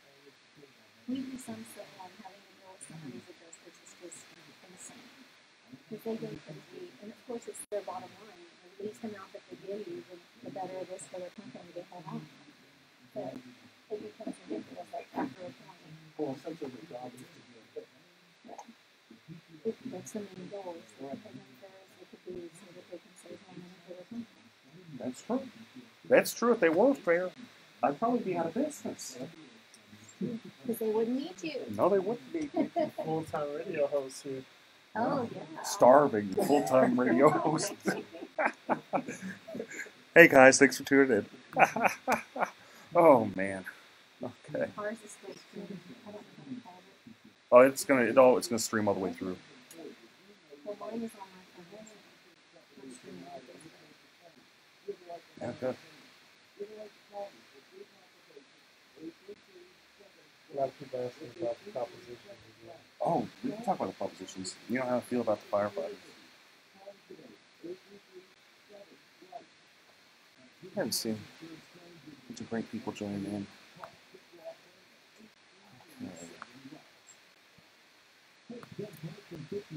Oh, man, we got a great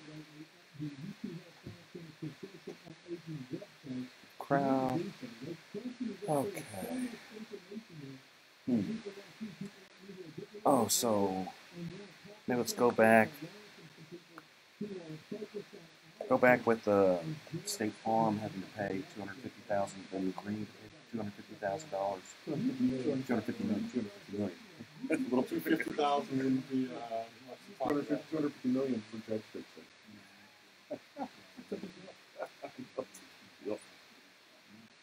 Oh, in a time like that, you know, we're pushing laws that favor interests.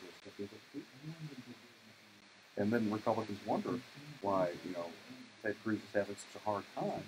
Why it's a competitive race. They seem surprised, seem shocked.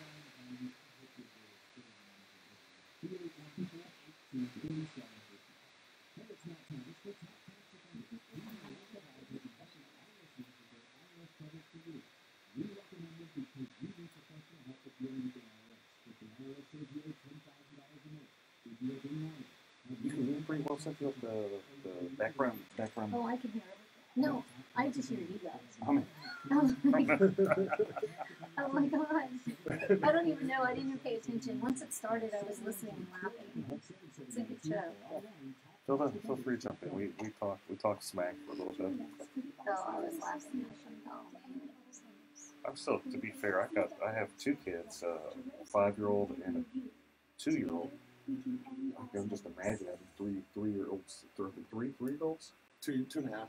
So they're doing the trouble twos right now? Oh, yes. Okay.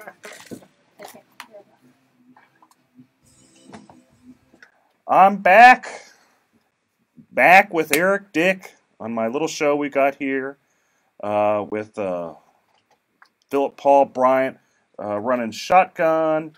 We've got a great law couple Russell and Cynthia, was it Newman? So then we're talking law and politics, because that is just the most fun stuff to talk about on a Saturday afternoon, folks. It's just great. Okay, so what I saw in the news some time back is State Farm agreed to pay $250 million, not thousand, not hundred, $250 million. A quarter of a billion. Quarter of a billion, and the allegations were that they fixed the judge. When I say fix the judge, there's an underlining case, and they got that judge kicked out to get another judge that they pretty much paid for to kick out a meritorious case, and they got sued over that and settled it for $250 million. Yeah, this was Illinois. You know how to do Chicago politics style, right? I think it was the state Supreme Court. From what I saw, it was a state Supreme Court case. A judge was originally, I guess he was an appellate judge in the circuit court for a little bit, and then I guess when the seat came open, they threw looks like it was about $5 or $6 million behind his campaign. $5 or $6 million with the M. Bigger question is, can we get some of these State Farm PACs to donate to some of our judges? Just kidding. Just How about donating to us? Well, I think okay. So let's break this down a little bit, because this could go a lot of different ways. So you've got an insurance company, the biggest one in the nation. People wonder why I jump up and down and say, don't get State Farm, it's the worst one. All my newsletters, number one, say, State Farm, they're vindictive. They're going to find any way to take advantage of you. I love their commercials, though, man. I mean, have you seen their commercials? It's good stuff. It is good stuff. You put your heels together and then say... And they're there when they need the money, but whenever it's time to pay the claim, apparently they aren't.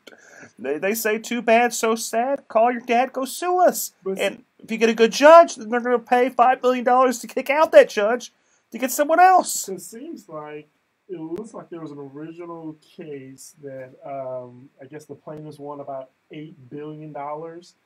And so the case was already won, and it looks like they went back, got this judge on the bench, and allowed this judge to then go back and undo the case. Well, of course. That's pretty gangster, even for Chicago, even for Illinois. That's pretty gangster stuff. Cheaper than paying $8 billion. Yes, just a little. What do you think about that, Russell? What do you think about State Farm trying to fix a judge? We see that going on in Harris County in the criminal courts. Well, I think people think that can happen, but I don't actually see it happening. But one of the questions I have about that is, if State Farm is being called out on this one, how many times has it happened in the past?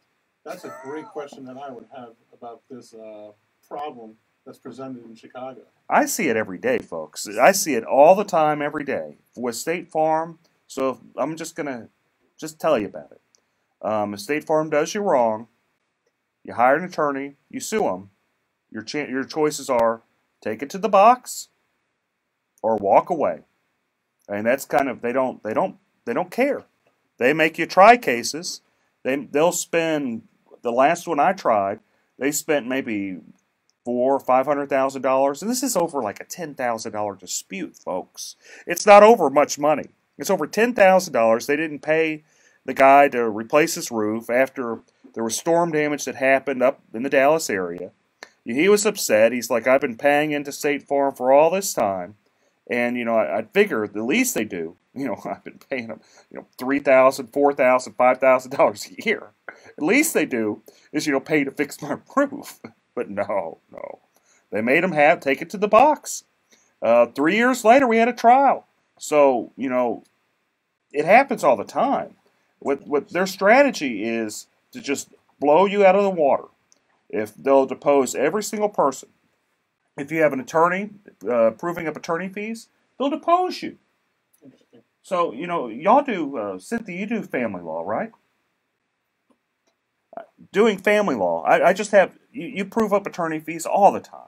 Either the husband will say, you made me do this stuff as a portion of equity since we're married, pay for my attorney fees, or the wife, or there'll be a child support little fight, and it's like, you're making me have to do this, pay up my attorney fees. That's correct. Happens all the time, every day. Every day, somebody wants to find out, make sure that it's an equitable amount of attorney fees that are being paid on both sides. And there's some situations where you're entitled to the attorney fees. So if you file a motion for enforcement and you're successful, and when I say enforcement, that means, let's say your baby mama, to use a phrase, is not allowing you to see your kids according to an order. Well, judges don't like that, especially here in Harris County. We've got some really great family law judges on the bench right now. We do.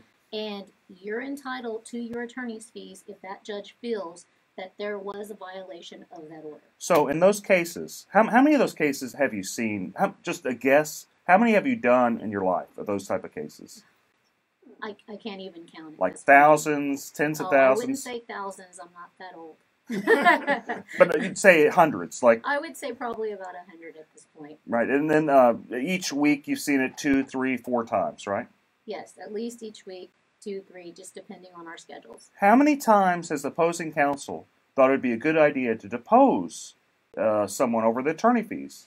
Absolutely none. In fact, we barely question each other most of the time if they're fairly reasonable. On your hourly rate. At this point, isn't it? That's correct. Right. It's accepted practice on this point, especially on those types of cases. Now, what shocks me, get this, every single time I take a State Farm case to the box, they spend 3, 4, and this is nice, 3, 4, 8 hours deposing me over attorney fees. 8 hours. We call that being a bully. They're trying to intimidate, and they're trying to make a point. And they're using you as part of it, obviously, because if one attorney says it's not worth it, then maybe the next person won't take a State Farm case. It's a deterrent on their part. Correct. They know that if they start doing it across the way, because obviously you have friends that are plaintiffs' attorneys, just like we have friends that are family law attorneys and criminal law attorneys, and so we talk. And there's certain cases in certain courts, which I won't say, that I may charge a little bit more because I know it may be a little more difficult to deal with. And I'm sure you and your friends discuss State Farm ad nauseum. Well, the good news is there's just not many people that take first-party insurance claims, especially with the current laws in place that are exceptionally favorable to insurance companies. You had a 542A that happened, over the last legislative session, where you had Texans for Lawsuit Reform basically bribing people to push that law in place. Just saying, and this is always their excuse, evil plaintiff lawyers, greedy plaintiff lawyers, they're taking advantage of everybody, and I just don't, fair enough. That's just their propaganda. Usually when there's propaganda, there's a reason for the propaganda. And I'm going kind of off on just a tangent. But since we're going off in this tangent, let's run with it a little bit. Another thing I want to talk about. What makes me upset about the State Farm case is my main man, Eric Dick, wasn't the attorney. I was suing for that $250. Man, how much, what's the attorney fees on that? What's the Mexican restaurant we go to? Oh, El Tiempo. Man, think about how many times we could have went to El Tiempo. Lifetime supply. He could have bought an El Tiempo. He could have bought an El in your Tiempo. backyard next to the pool. Save ourselves some time. Fajitas and margaritas for everyone. No, we just get the little. We're just going to be getting the little meals. We're ordering off the lunch plate, Philip. We aren't buying no restaurants. There's the kids menu too. There's the kids menu. Yeah. You especially have the kids menu with 3 kids. Yeah. You can bring the girls; they'll only eat one of them. Okay, so we're going to take a quick break. We're going to be back.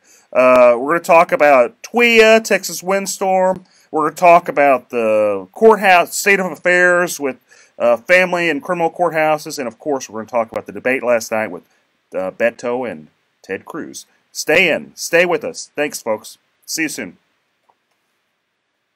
I turned the microphone off. I think I did. I hit off.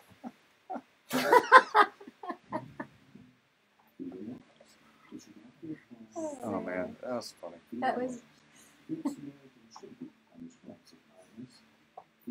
Oh, man. Keep drinking water. That's a problem. No, I've been doing this 100 ounces of water a day, trying to make sure I stay hydrated, and I'm like, because it helps with your like intake of food as well. So, yeah, it fills me up, and so it doesn't bode well for sitting anywhere for an hour or two. So. I always try to. I get really bad reflux, so I try to drink water and eat healthy. All the avoid all the stuff you like, everything that's good, Exactly. everything that tastes good. It's bad for reflux. Hi, this is Eric Dick, and I think it's important that you know your rights. If your homeowner's insurance company has denied or underpaid your claim, you have the right to hire an attorney. You have the right to call me for a free consultation at 833-7-RIGHTS. That's 833-7-RIGHTS. Don't let your homeowner's insurance company take advantage of you. Call me today at 833-7-RIGHTS. Has your homeowner's insurance claim been denied or underpaid? Call Dick Law Firm at 833-7-RIGHTS. Feeding rocks. It should not be a crime to feed the homeless. Feeding rocks. A good Samaritan shouldn't be punished for acts of kindness. Feeding rocks. Because it's more of a crime to turn your back on a starving person. Feeding rocks. You shouldn't go to jail for sharing food. Feeding rocks. You can't in good conscience let a hungry person starve. Feeding rocks. Help us legalize charity. Go online and sign the petition. www.feeding.rocks. Feeding Rocks.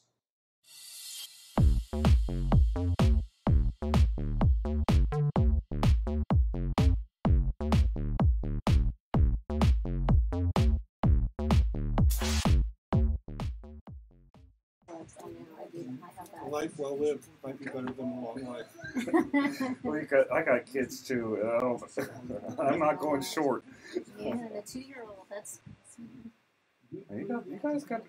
You're not a spring chicken when you had the kiddos, which ain't nothing. I don't mean to be nothing. I wasn't young when I had my kiddos either. It's tough. And it's amazing. It's some of the best parts of your life. It is. It's great. And I tell people I had them late, but I had a good time before, so it's not like I'm sitting here missing the vacations or doing things. No, and then you got your kiddos, and it just the way they look at you, the way the things they do is just so adorable. How they interact. They're happy just to sit on you and watch TV They for like a short period. they will manipulate you the rest of your life. They try.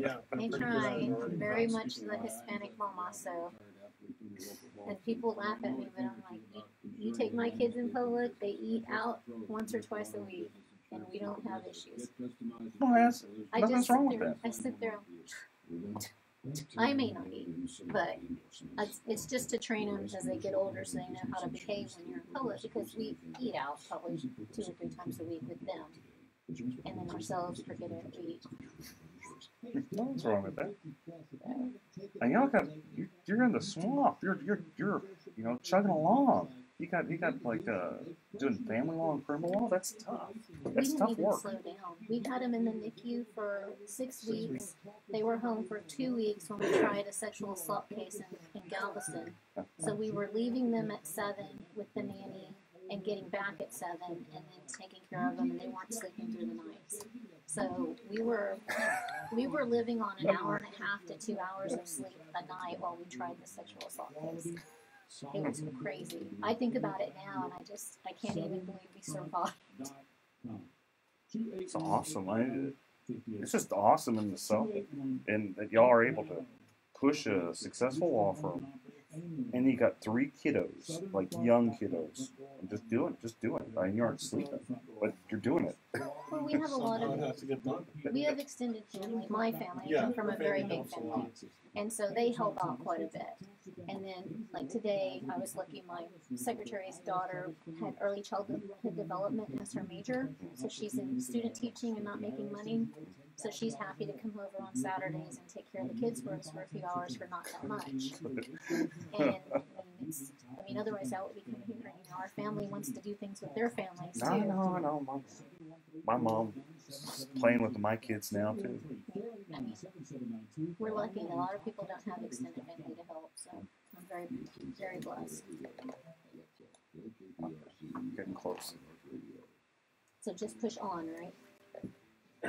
Y'all tell me when, and I'll do on. All right, folks, we're back. I've got a bunch of great people here.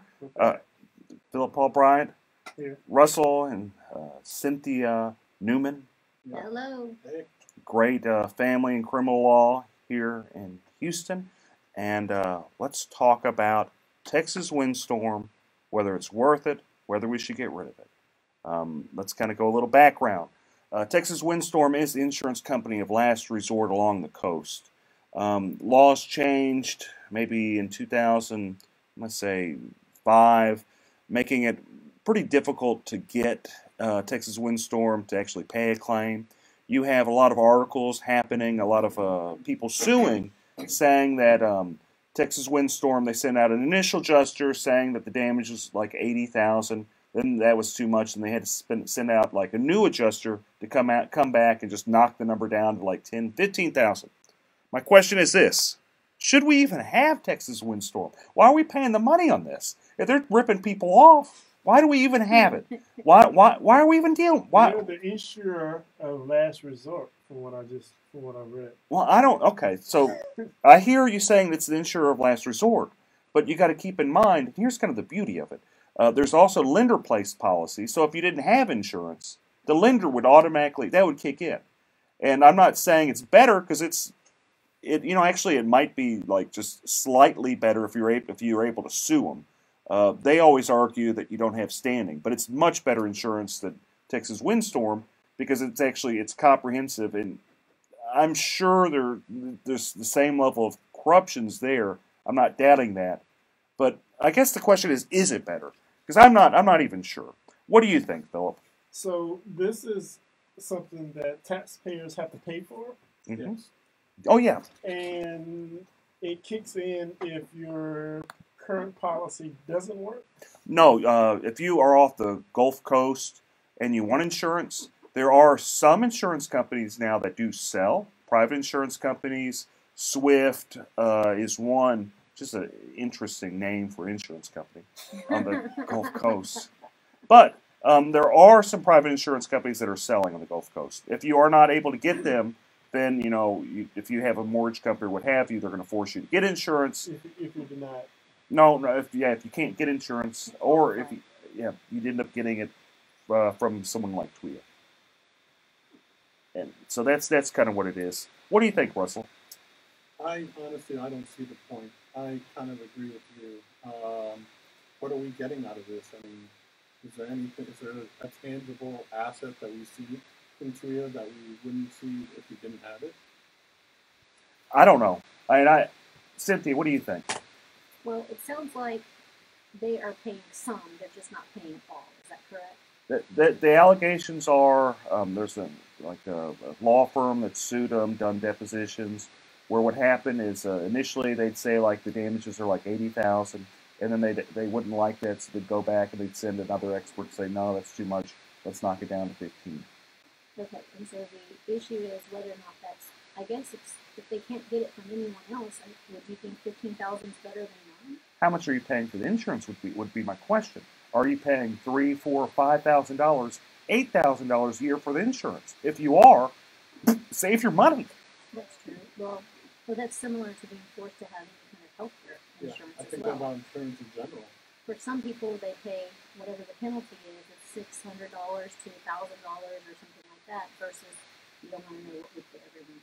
No, it's probably similar to what I pay every month. And so that's part of the issue, is it worth it in the long run when you save it? I guess when depending on how much they're going to pay, that if the history is that they're not going to be covering these, then no. I mean, you can save your $1,000, $1,200 a month, and you just put that $15,000 towards whatever damage you end up getting. And if you have a mortgage company, the mortgage company is going to charge it for lender-placed policy, which that will pay because the mortgage company is going to want the house fixed. Correct. I don't know if they'll pay right. They probably won't pay right.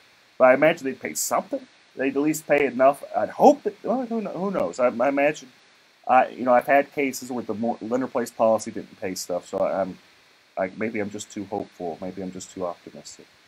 I wonder if it's really that much every month, because it makes me think clients have been synonymous with us. We live in a flood zone, so we have to pay flood insurance, and we pay, and it's gone up over the last few years, and it was, I think, $1,600 this year.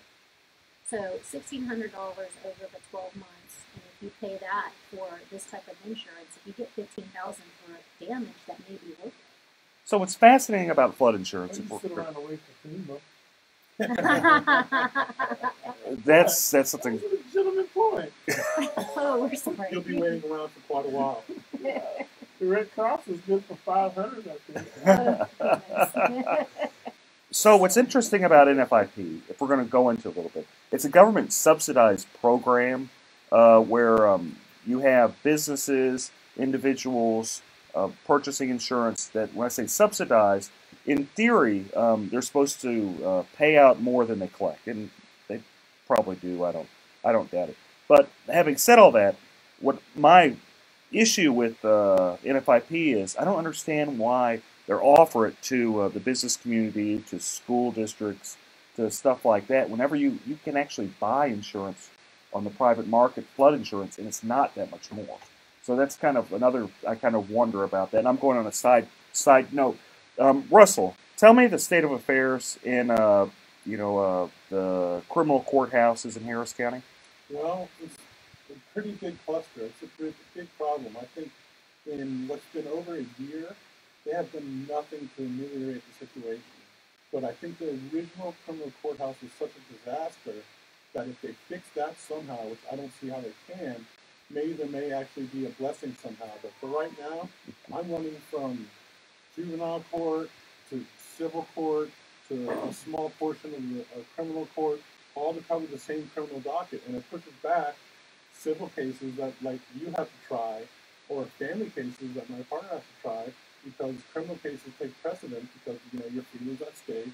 And so I feel not only do I have to cover so much more ground in the same amount of time, my cases get precedence in the court, and that backs everything up. So I think they really, really need to focus on having each courthouse for each kind of law again.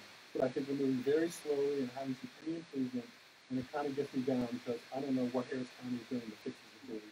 Aren't they still using parts of the building? Because I know a family that they had a case down there, and it seems like they kind of redirect you automatically when you go to the criminal court. They tell you to go to the civil court, even though they're having some criminal court cases in the criminal court.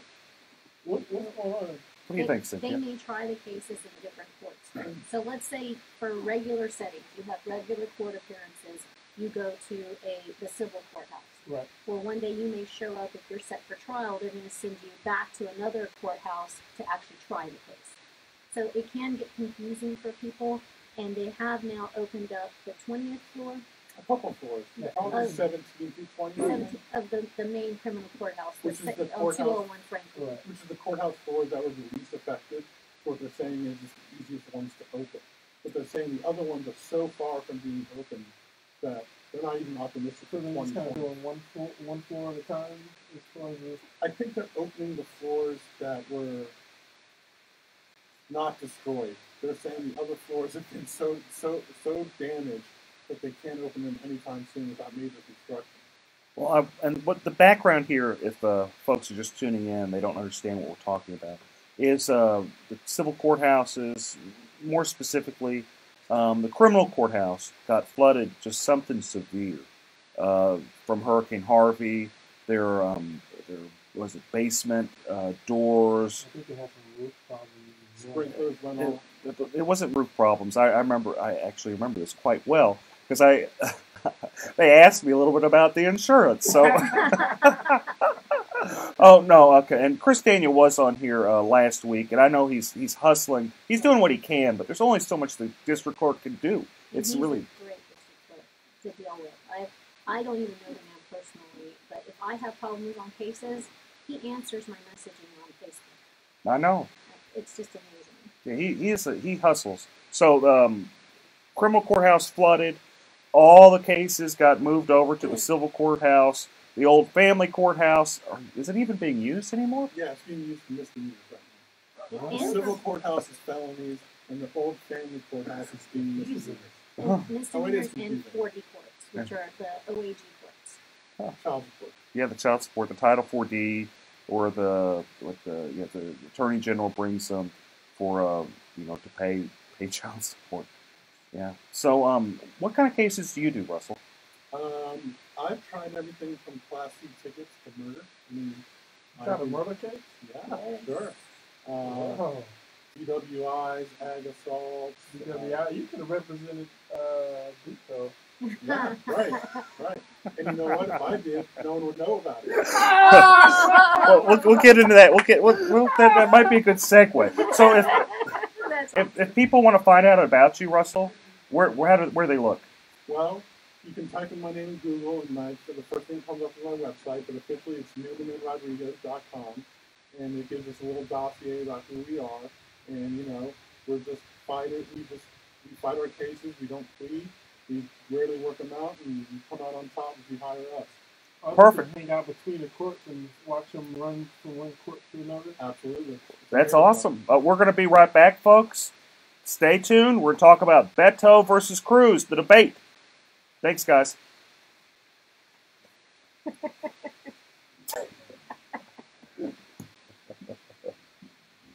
Oh, God. She keeps me on track. The thing is, sometimes I'll forget. I won't catch it. It's just like, you gotta take a break. You want to hear the news? Yeah. They say 2020 is optimistic, by the way. So it fits any of the points. No, I don't doubt it.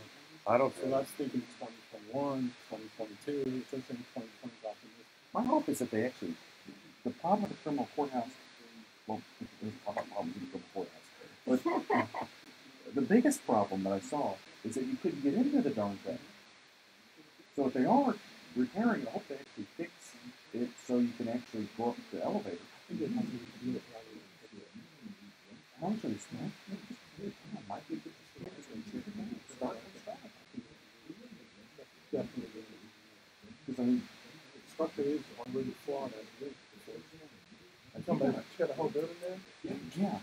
How long does it take you to get to the Gulf Cities? Sometimes it's even if I'm on bond, all I know, my house could be surrendered and revoked, and I'm going on time.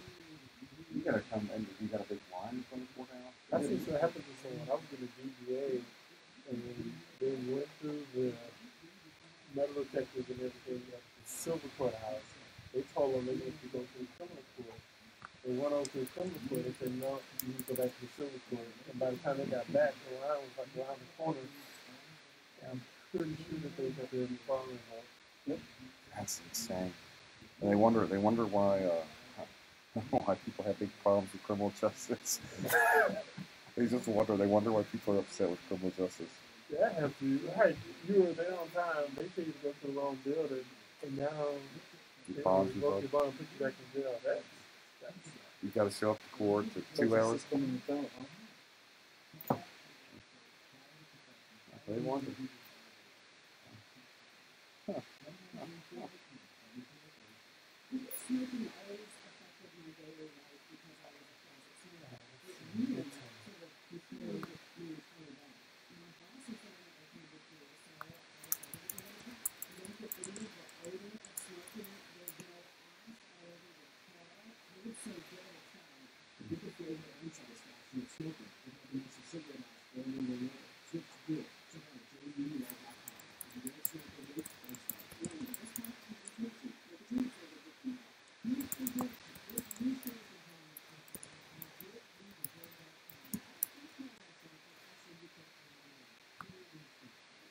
Hi, this is Eric Dick, and I think it's important that you know your rights. If your homeowner's insurance company has denied or underpaid your claim, you have the right to hire an attorney.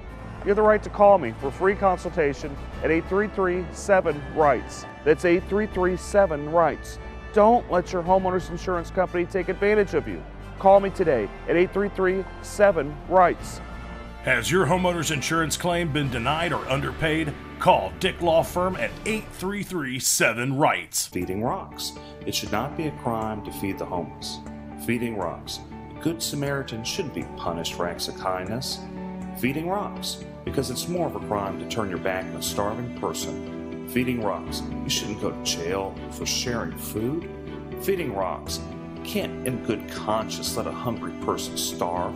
Feeding rocks. Help us legalize charity. Go online and sign the petition. www.feeding.rocks. Feeding Rocks.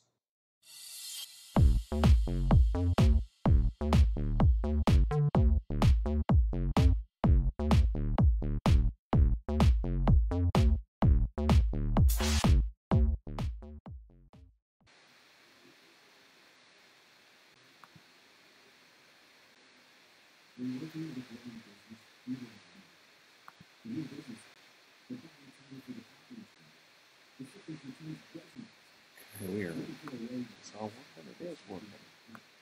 Periscope, YouTube, Facebook, streaming, Twitch. Okay. How you guys on Instagram doing? Thumbs up?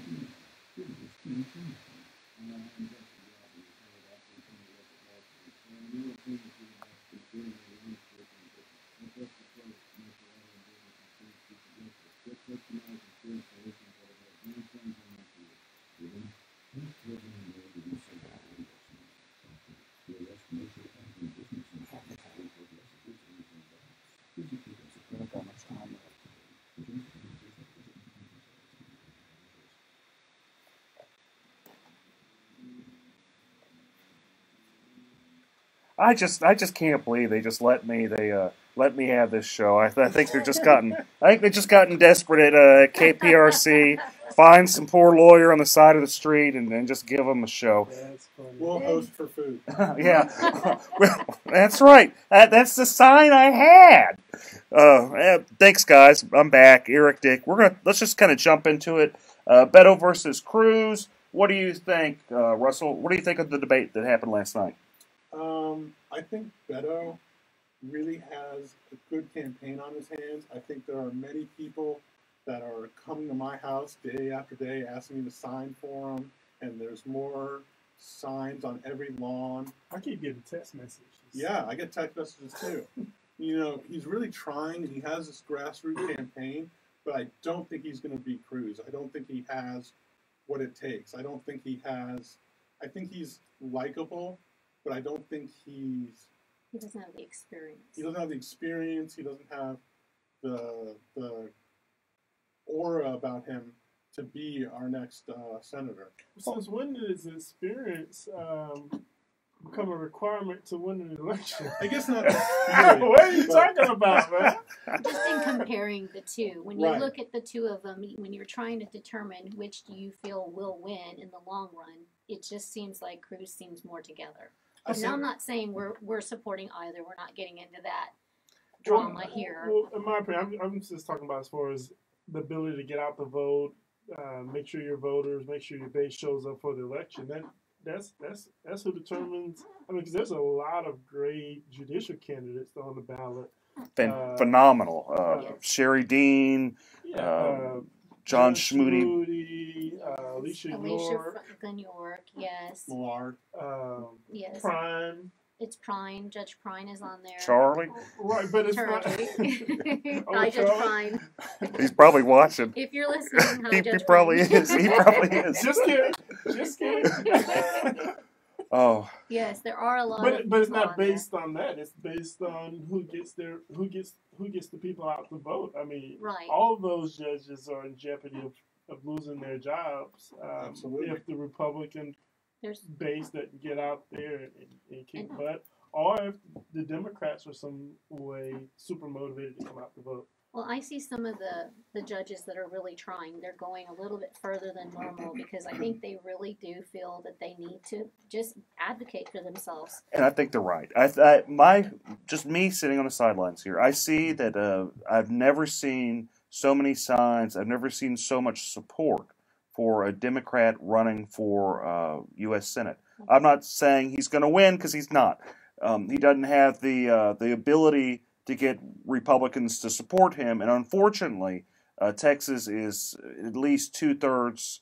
I'll be generous and say 60% Republican. And I'm not saying the Republicans like Ted Cruz, because a lot of them don't. Shockingly, a very large amount of them don't. I'm sorry, folks, they don't. I have county commissioners in Harris County telling me what a SOB he is. And these are people in his own county. I'm not going to name names. Not this You're not time. safe on this show. I'm not going to name names, but if you know me, you can deduct it pretty quick. But I have, Only 4 of them. I know there's only 4 of them. But anyway, my point is this, is that for Beto to win, and I think he had more of a shot prior to the debate, but for him to win, he has to have crossover appeal, when all he did is he showed he was a liberal Democrat. Correct. Moderates wanted to vote for him. They still don't like Ted Cruz. I don't know whether they're going to vote or not. Independents, they don't particularly like Ted Cruz, but they're afraid of Beto because he's a socialist. And maybe he's not per se a socialist, but he's very, very liberal, and that can't be denied. So that's it. I think the race truly is Beto's to lose, and he's losing it. And you think if he was in the middle, he'd have a greater shot at that point? I absolutely think he could win. He'd win. I think if he just told Republicans, hey guys, look, I'm Christian. I know I don't like abortion. I don't really support abortion, but I think you should have, you should work there, or at least say, look, I'm just a senator. I'm not going to touch those rights. What I'm first as a Texan, I care about helping people. And I care about keeping us secure. If he didn't have to say, I support building a wall. He just had to say, I understand that something needs to be out there to secure our borders, to take care of us as Texans. And he was right about not having a wall, dividing your property. That happens along the border. You have the government actually build a wall and separate your property, where he's right on that. He is. You shouldn't have government going there and putting a big wall in the middle of your property. Correct. Taking away your real estate. Probably pay your rent. If they would, I wouldn't mind the wall. Right. Chip in. So he's not off on that. I do support a wall being built. I just don't think you should destroy people's property building the wall. Well, I thought he did a really good job of comparing him to Hillary. He kept Ted Cruz? Ted Cruz. He kept saying you and Hillary, which is a really good strategy in my opinion. And he also started talking about him not being lockstep with Texas. That's not what he tried to almost make him the outsider, which I thought he did a really good job. But what Ted also did a good job is acting like a jerk, and that's what he's really good at. And I don't mean to be anything, but whenever you had Beto at the very end try to be nice, and Ted kind of being a little sarcastic, it didn't help him. There's a reason why this race is as close as it is. There has to be a reason why, and I don't buy into a bunch of liberals pouring money into it, because that happens all the time.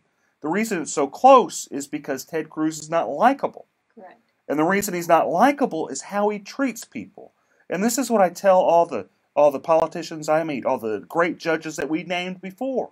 How you treat people, how you treat the people in your court, how you treat people that you don't even expect, that plays a giant role in politics. And life. And life, and Right. business, and everything. It resonates. It does resonate. Well, almost 4 million people did vote for Hillary Clinton, by the way. It was, a 43 to 53% Hillary versus Trump, what was it, 2 years ago. So there are a lot of Democrats in Texas who has the ability to vote for Beto. What was the end numbers with Trump and Hillary? I think Trump got about 53% to Hillary's 43%. Well, there you go. So even 4.8 million to 3.8 million. I'm going to give Beto the benefit of the doubt and say he gets the 48%. Well, and that's the thing. That's the whole point that Eric's making, is that even if he needs to do something to make himself more likable to some of the Republicans that are on the fence, or the independents, because even if he gets what Hillary got, he's not going to win. But that line was, you're still talking about half of the state. So in my opinion, a large portion of where Hillary votes came from was the same area that Cruz is on.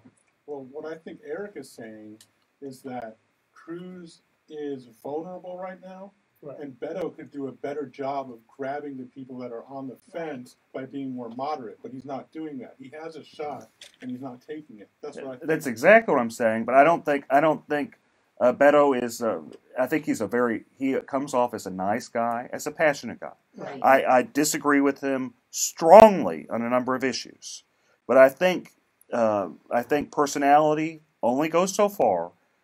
Though he has a good personality, he'd have to at least not scare Republicans, even just people that dislike Ted Cruz, to think that even though we dislike Ted Cruz strongly, we might dislike you more. That's basically that's it. Well, you can't underestimate speeches and likability. There was a young black fella a couple of years back who won the presidency a couple times. But he didn't win Texas. He won Harris County, and I will note. I'm not saying Beto won't win Harris County, and this is what we'll kind of maybe end on this. Is that we have some really, really great people on the Republican side running for office. And there's been, what I've heard is there have been internal polling with the Republican Party. I've even heard that Dan Patrick has some serious apprehension that the Republicans lose Harris County. Right. And if that happens, it's going to be very sad because people like Sherry Dean, and I've known her a long time, she is a very, very sweet woman. Roy Moore, too. We almost forgot about Judge Farr. Judge Farr is probably one of the most qualified family law judges on the bench. He's amazing, and he's up for re-election, and that's what's going to be difficult is if people go out there and vote straight party, which I do not advocate. Please don't do that. If you don't know anything about these family law judges, message me on Facebook. I'm happy to discuss it with you. I'm happy to tell you why I support these judges because they have experience. They do well. They do their job in such a manner that you are proud to work in Harris County. Thank you guys so much for tuning in. I'll see you next week. You guys have a great weekend. Thank you. Thanks. Sorry. That's okay. I talk way too much. Everyone, thanks for tuning in. Hope to hear from you soon. Hope to hear your comments. Thank you. Bye. Thanks a lot, everybody. We appreciate you watching.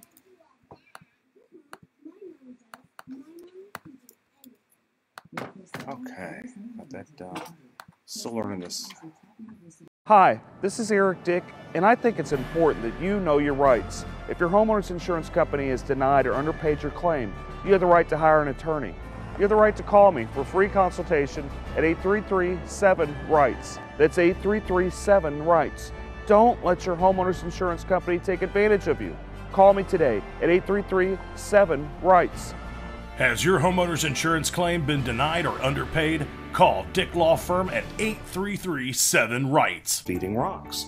It should not be a crime to feed the homeless. Feeding Rocks. A good Samaritan shouldn't be punished for acts of kindness. Feeding Rocks. Because it's more of a crime to turn your back on a starving person. Feeding Rocks. You shouldn't go to jail for sharing food. Feeding Rocks. You can't in good conscience let a hungry person starve. Feeding Rocks. Help us legalize charity. Go online and sign the petition. www.feeding.rocks. Feeding Rocks.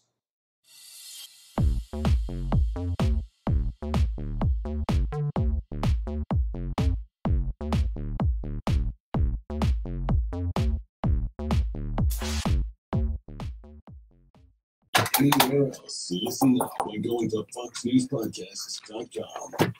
Tucker Carlson. So much barking and noise and yelling. Our role is to take 3 steps back and discern what really matters. Sean Hannity. The most important thing that we are looking out for the forgotten men and women in this country. Laura Ingraham. They're going to get straight. If y'all can't sit here all day online, make sure y'all go onto the iHeartRadio media app, KPRC 950, or just tune into your radio, 950 AM.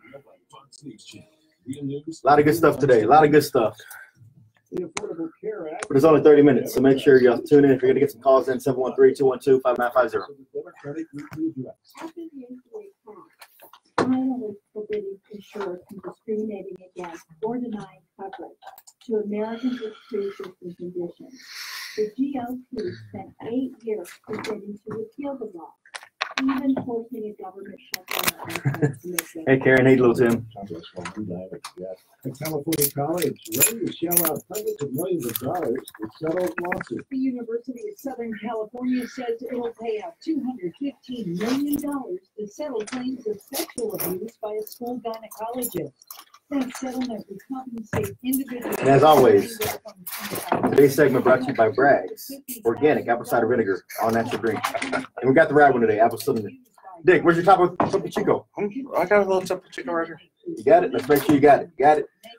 I got a Topo Chico. David, what are you drinking, man? Starbucks. Ah, come on, man. It's a Frappuccino. Yeah. He's got the Frappuccino. He's frapping it. Oh, man. What a rush. Sorry, Shannon. We were rushing. Shannon, you get a car. We didn't get me a badge. Yeah. Barely did it. Okay. 7,000 members of the 2nd Marine Expeditionary Force are believed to Hey, y'all. as Hurricane Florence closed in last month. Oh, it's going to be a juicy show. It's going to be a short show, but it's going to be juicy. 30 minutes, huh? Yeah. So we have one break around 14 to 18 again. And then 27, 26 marks on. Pick us up. So we're going to go into, what do you want to talk about? Oh, first let's start about, there's a new suit. Well, first let's talk attack him again. And I'm Joe. Attack him. Oh, yeah, I could attack him. And then we'll talk about the suit against the city for the largest gun show in the country. Is over the drag queen show. Yeah, they got to watch out. They might get in trouble on that for anti-slap. How are you going to get around anti-slap with that? Good afternoon. Watch out for an accident on the North Freeway northbound and the North Loop. This has 2 left lanes blocked. Some good news, that accident we had on the North Freeway southbound equipment has been cleared. Traffic is unwinding in that area, adding about 30 minutes to your commute. I'm Eunice Garcia, the 24-hour traffic center. Okay, cool. Scanned pizzas count for a limited time. And then we'll talk about Sylvia some more. Yeah, we do need to talk about Sylvia though. We got the rest of the affidavit, and we can talk about the Chronicles hypocrisy because they endorsed her after being one of the lead publications on this Me Too and Kavanaugh stuff. Go to Danny and his friends. Take a break from After the first break, we're going down. After the first break, we're going to you with the about immigration law and how it ties in and stuff right here. KPRC. We'll make it fit. Opinions provided on the Eric Dick Show are for information.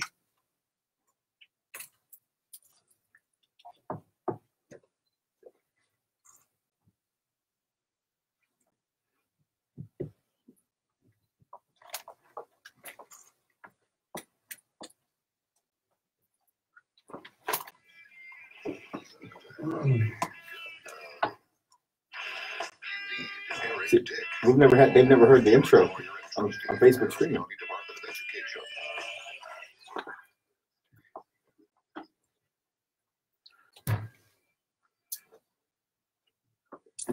All right, folks, we're back to a spicy show here today. It's going to be fast and furious Eric Dick Show with my co-host and wingman, Chris Carmona. And hello, good weekend, everyone.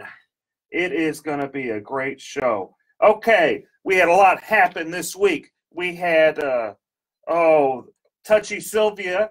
We got the rest of her affidavit where, she's talking about some rash she has, and she has a clerk, which she's a municipal judge, and she, starts telling the clerk, hey, I got this rash on my leg. You want to see it?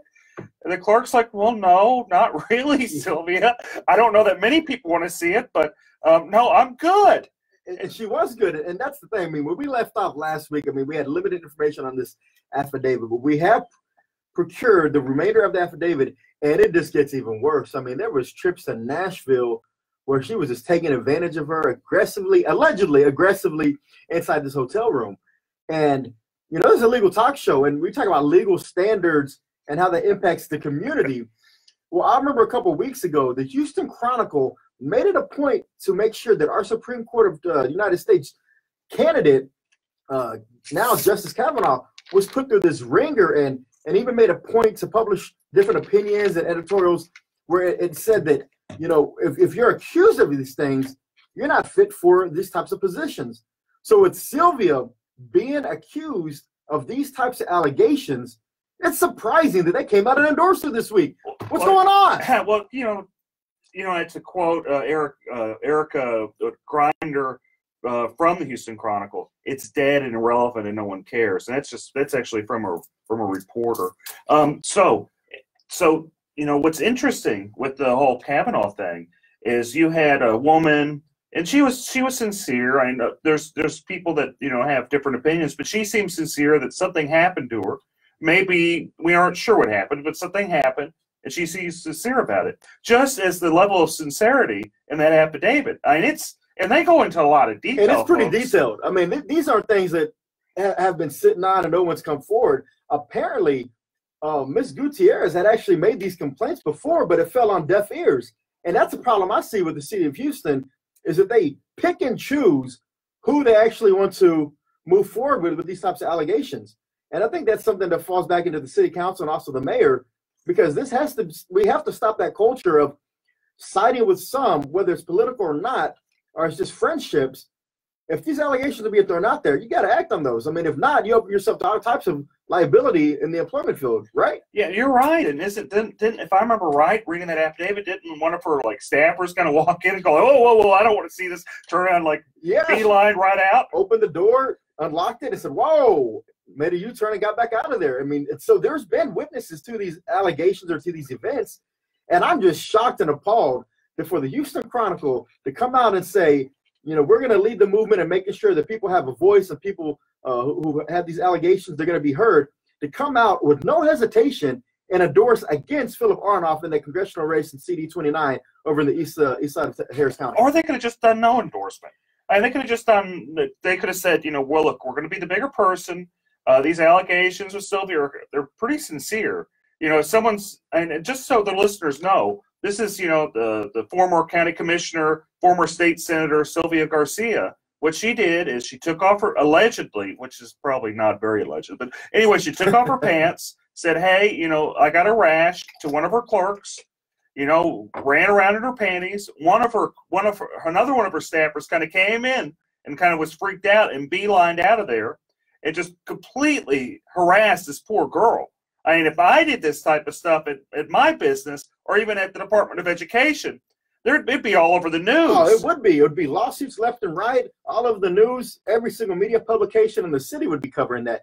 And again, I'm just shocked at that. And, you know, I hope that, you know, people put politics aside, because, again, this has a lot more weight in this story with specific details than we saw with Kavanaugh. And I hope the Democrats actually hold Sylvia Garcia accountable. And there may be some infighting that results from this, with early voting starting on Monday. And so we'll just have to see on that. But with infighting also comes another person we need to talk about. The turmoil hasn't stopped with our county judge. Oh, hunker down? Hunker down. You know, last week he had came out and endorsed the Democrat candidate for lieutenant governor, and there was some minor backlash from some of the candidates down ballot in Harris County, the Republican candidates. And there hasn't been any backtrack. If anything, it's been a double down on the statement of saying, I said what I said and I meant what I said. You know, how's that going to affect everybody? How's that going to affect the courthouses? Because, you know, in 2008, we saw a huge wipeout. 2012, we saw it again, a wipeout. 16, another one, sweep every 4 years. See, Ed Emmett is just kind of the reaction. It's really the fault of the local party, the complete mismanagement by the local Harris County Republican Party, and the arrogance of Ted Cruz. And you got to realize that Beto is the result of just utter arrogance of Ted Cruz being just elected, runs for president, just ignores everybody. I mean, Beto, he's done a decent job. He's not going to win. I don't think he's going to win. I think it'd be surprising if it'd be a shocker. But stranger things have happened. But Beto wouldn't have nearly as much following if Ted Cruz would have done his job. And also been a nice guy. And everyone tells me in the Republican Party that's around him. I mean, some people do like him, and they jump up and down and say, we like him. But there's a surprising amount of people that say he's a jerk. I don't want to be around him. He's not connected to the people he was when he campaigned first in 2012. He's kind of separated himself in more of an elitist attitude is what I hear. And then I also heard last night that there was a Kingwood Tea Party gathering candidate rally, and apparently that was the buzz around the room. Is anybody going to hold Ed Emmett accountable for this statement, and is that going to really hurt the down ballot judges? I think it will. I think it will. I think it'll hurt the judges, but you got to also remember that Lloyd Oliver, he did something similar, actually a step back, maybe 4 years ago whenever he ran for DA, and the Democrats just kicked him right off the ballot. Yeah, and there's been some great articles about that by Charles Blaine and also Kerry Cheshire. They made some mention on this, and they were asking people, hey, what's going to happen here? Oh, nothing's going to happen because Emmett's tied in with the local party that's incompetent. Yeah, it is. And more to come on the Eric Dick Show. A shortened segment today. We only have half an hour. We got to get to y'all some sports programming. But y'all sit right there, and we'll be right back. Thanks, folks. See you shortly.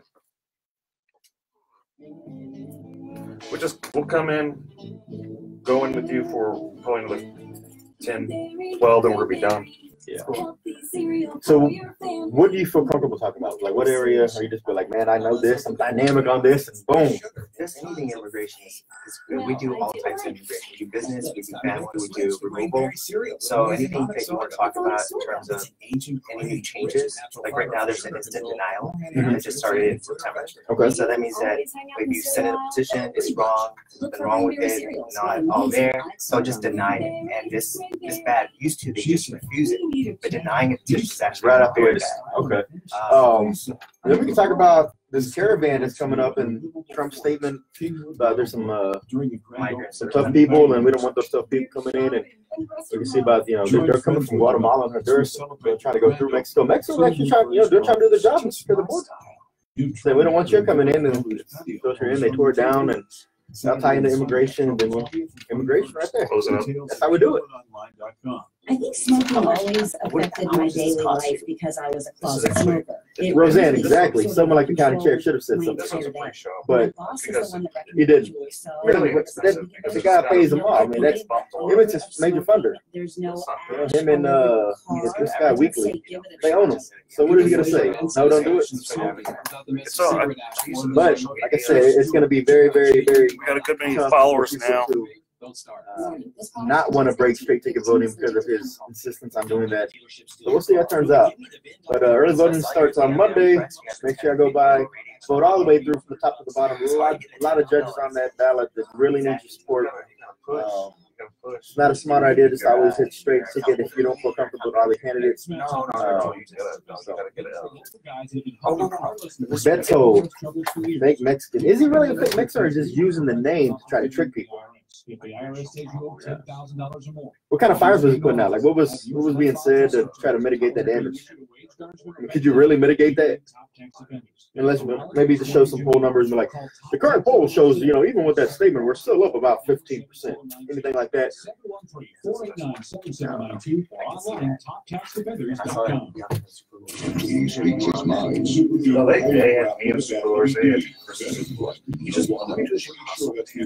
How long did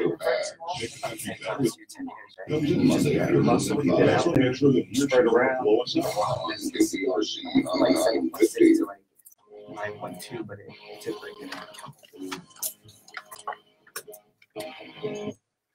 Oh, here we are, folks. If you haven't pulled over and talked to your lawyer, you better do it because we're going to go into some law. And I don't want you guys crying to me because I gave you good advice and you hadn't paid me. So you better go talk to your lawyer before you listen anymore. Okay? And if they're suffering from any type of home damage, car damage, life insurance issues where the insurance company is just not paying, so they call Dick. Better get Dick. Eric Dick. Better get Eric Dick. And so when we left off, I mean, again, there's just so much turmoil going on in this world. But one thing I do have to say is today is my daughter's 14th birthday. Happy birthday, Brooklyn. My mother and sister's birthday. I was about to say, you have a family of birthdays today, too. And it's Mark Lanier's birthday. And Mark Lanier's birthday. So October 20th, mark this down on your calendars, everybody. That's a strong day for birthdays to come out. But other than the birthdays, we have some other exciting news going on in the country, right? Oh, we have a lot of exciting news, but why don't we start off talking with Danny about his little law practice doing immigration law, and we can kind of tie it into all the many things that are happening in this world. So today's guest, we have attorney Danny Wynn. Danny, welcome to the show. Oh, thank you for having us. This is David Wynn, by the way. Oh, sorry, David Wynn. Oh, no problem. It's okay. So I had it right the first time when I said David. Yeah, you said it earlier this morning, so yeah, it just maybe it's too early for you. Oh, I was thinking of there's a City council member in Missouri City. That's right, Danny Wayne. Sorry, David. So you have an immigration practice. You've been practicing law about 10 years, right? That's right. We're practicing 10 years. We have an office in Southwest Houston and one in Northwest Houston as well. Excellent. And so there's been some changes lately. And could you tell me about the changes in immigration law that's, some of the listeners might want to know about? Yeah, so there's a lot of changes across immigration, across the board. So whether it's legal immigration or illegal immigration, there's changes across the board. Some of the major changes, instant denial. So starting in last month, September, if you send in a petition or an application and there's anything that's wrong with it, immigration used to send you a request for more evidence, or they send you a notice of intent to deny and give you an opportunity to fix the problem. So now, no more. They can instantly deny your application. And again, this is not like a rejection. This is a denial. So it looks really, really bad if you're trying to reapply later on. So what you're telling me is if someone is, wants to work on their status or, wants to bring someone over or marry someone or what have you, they probably should not do it by themselves.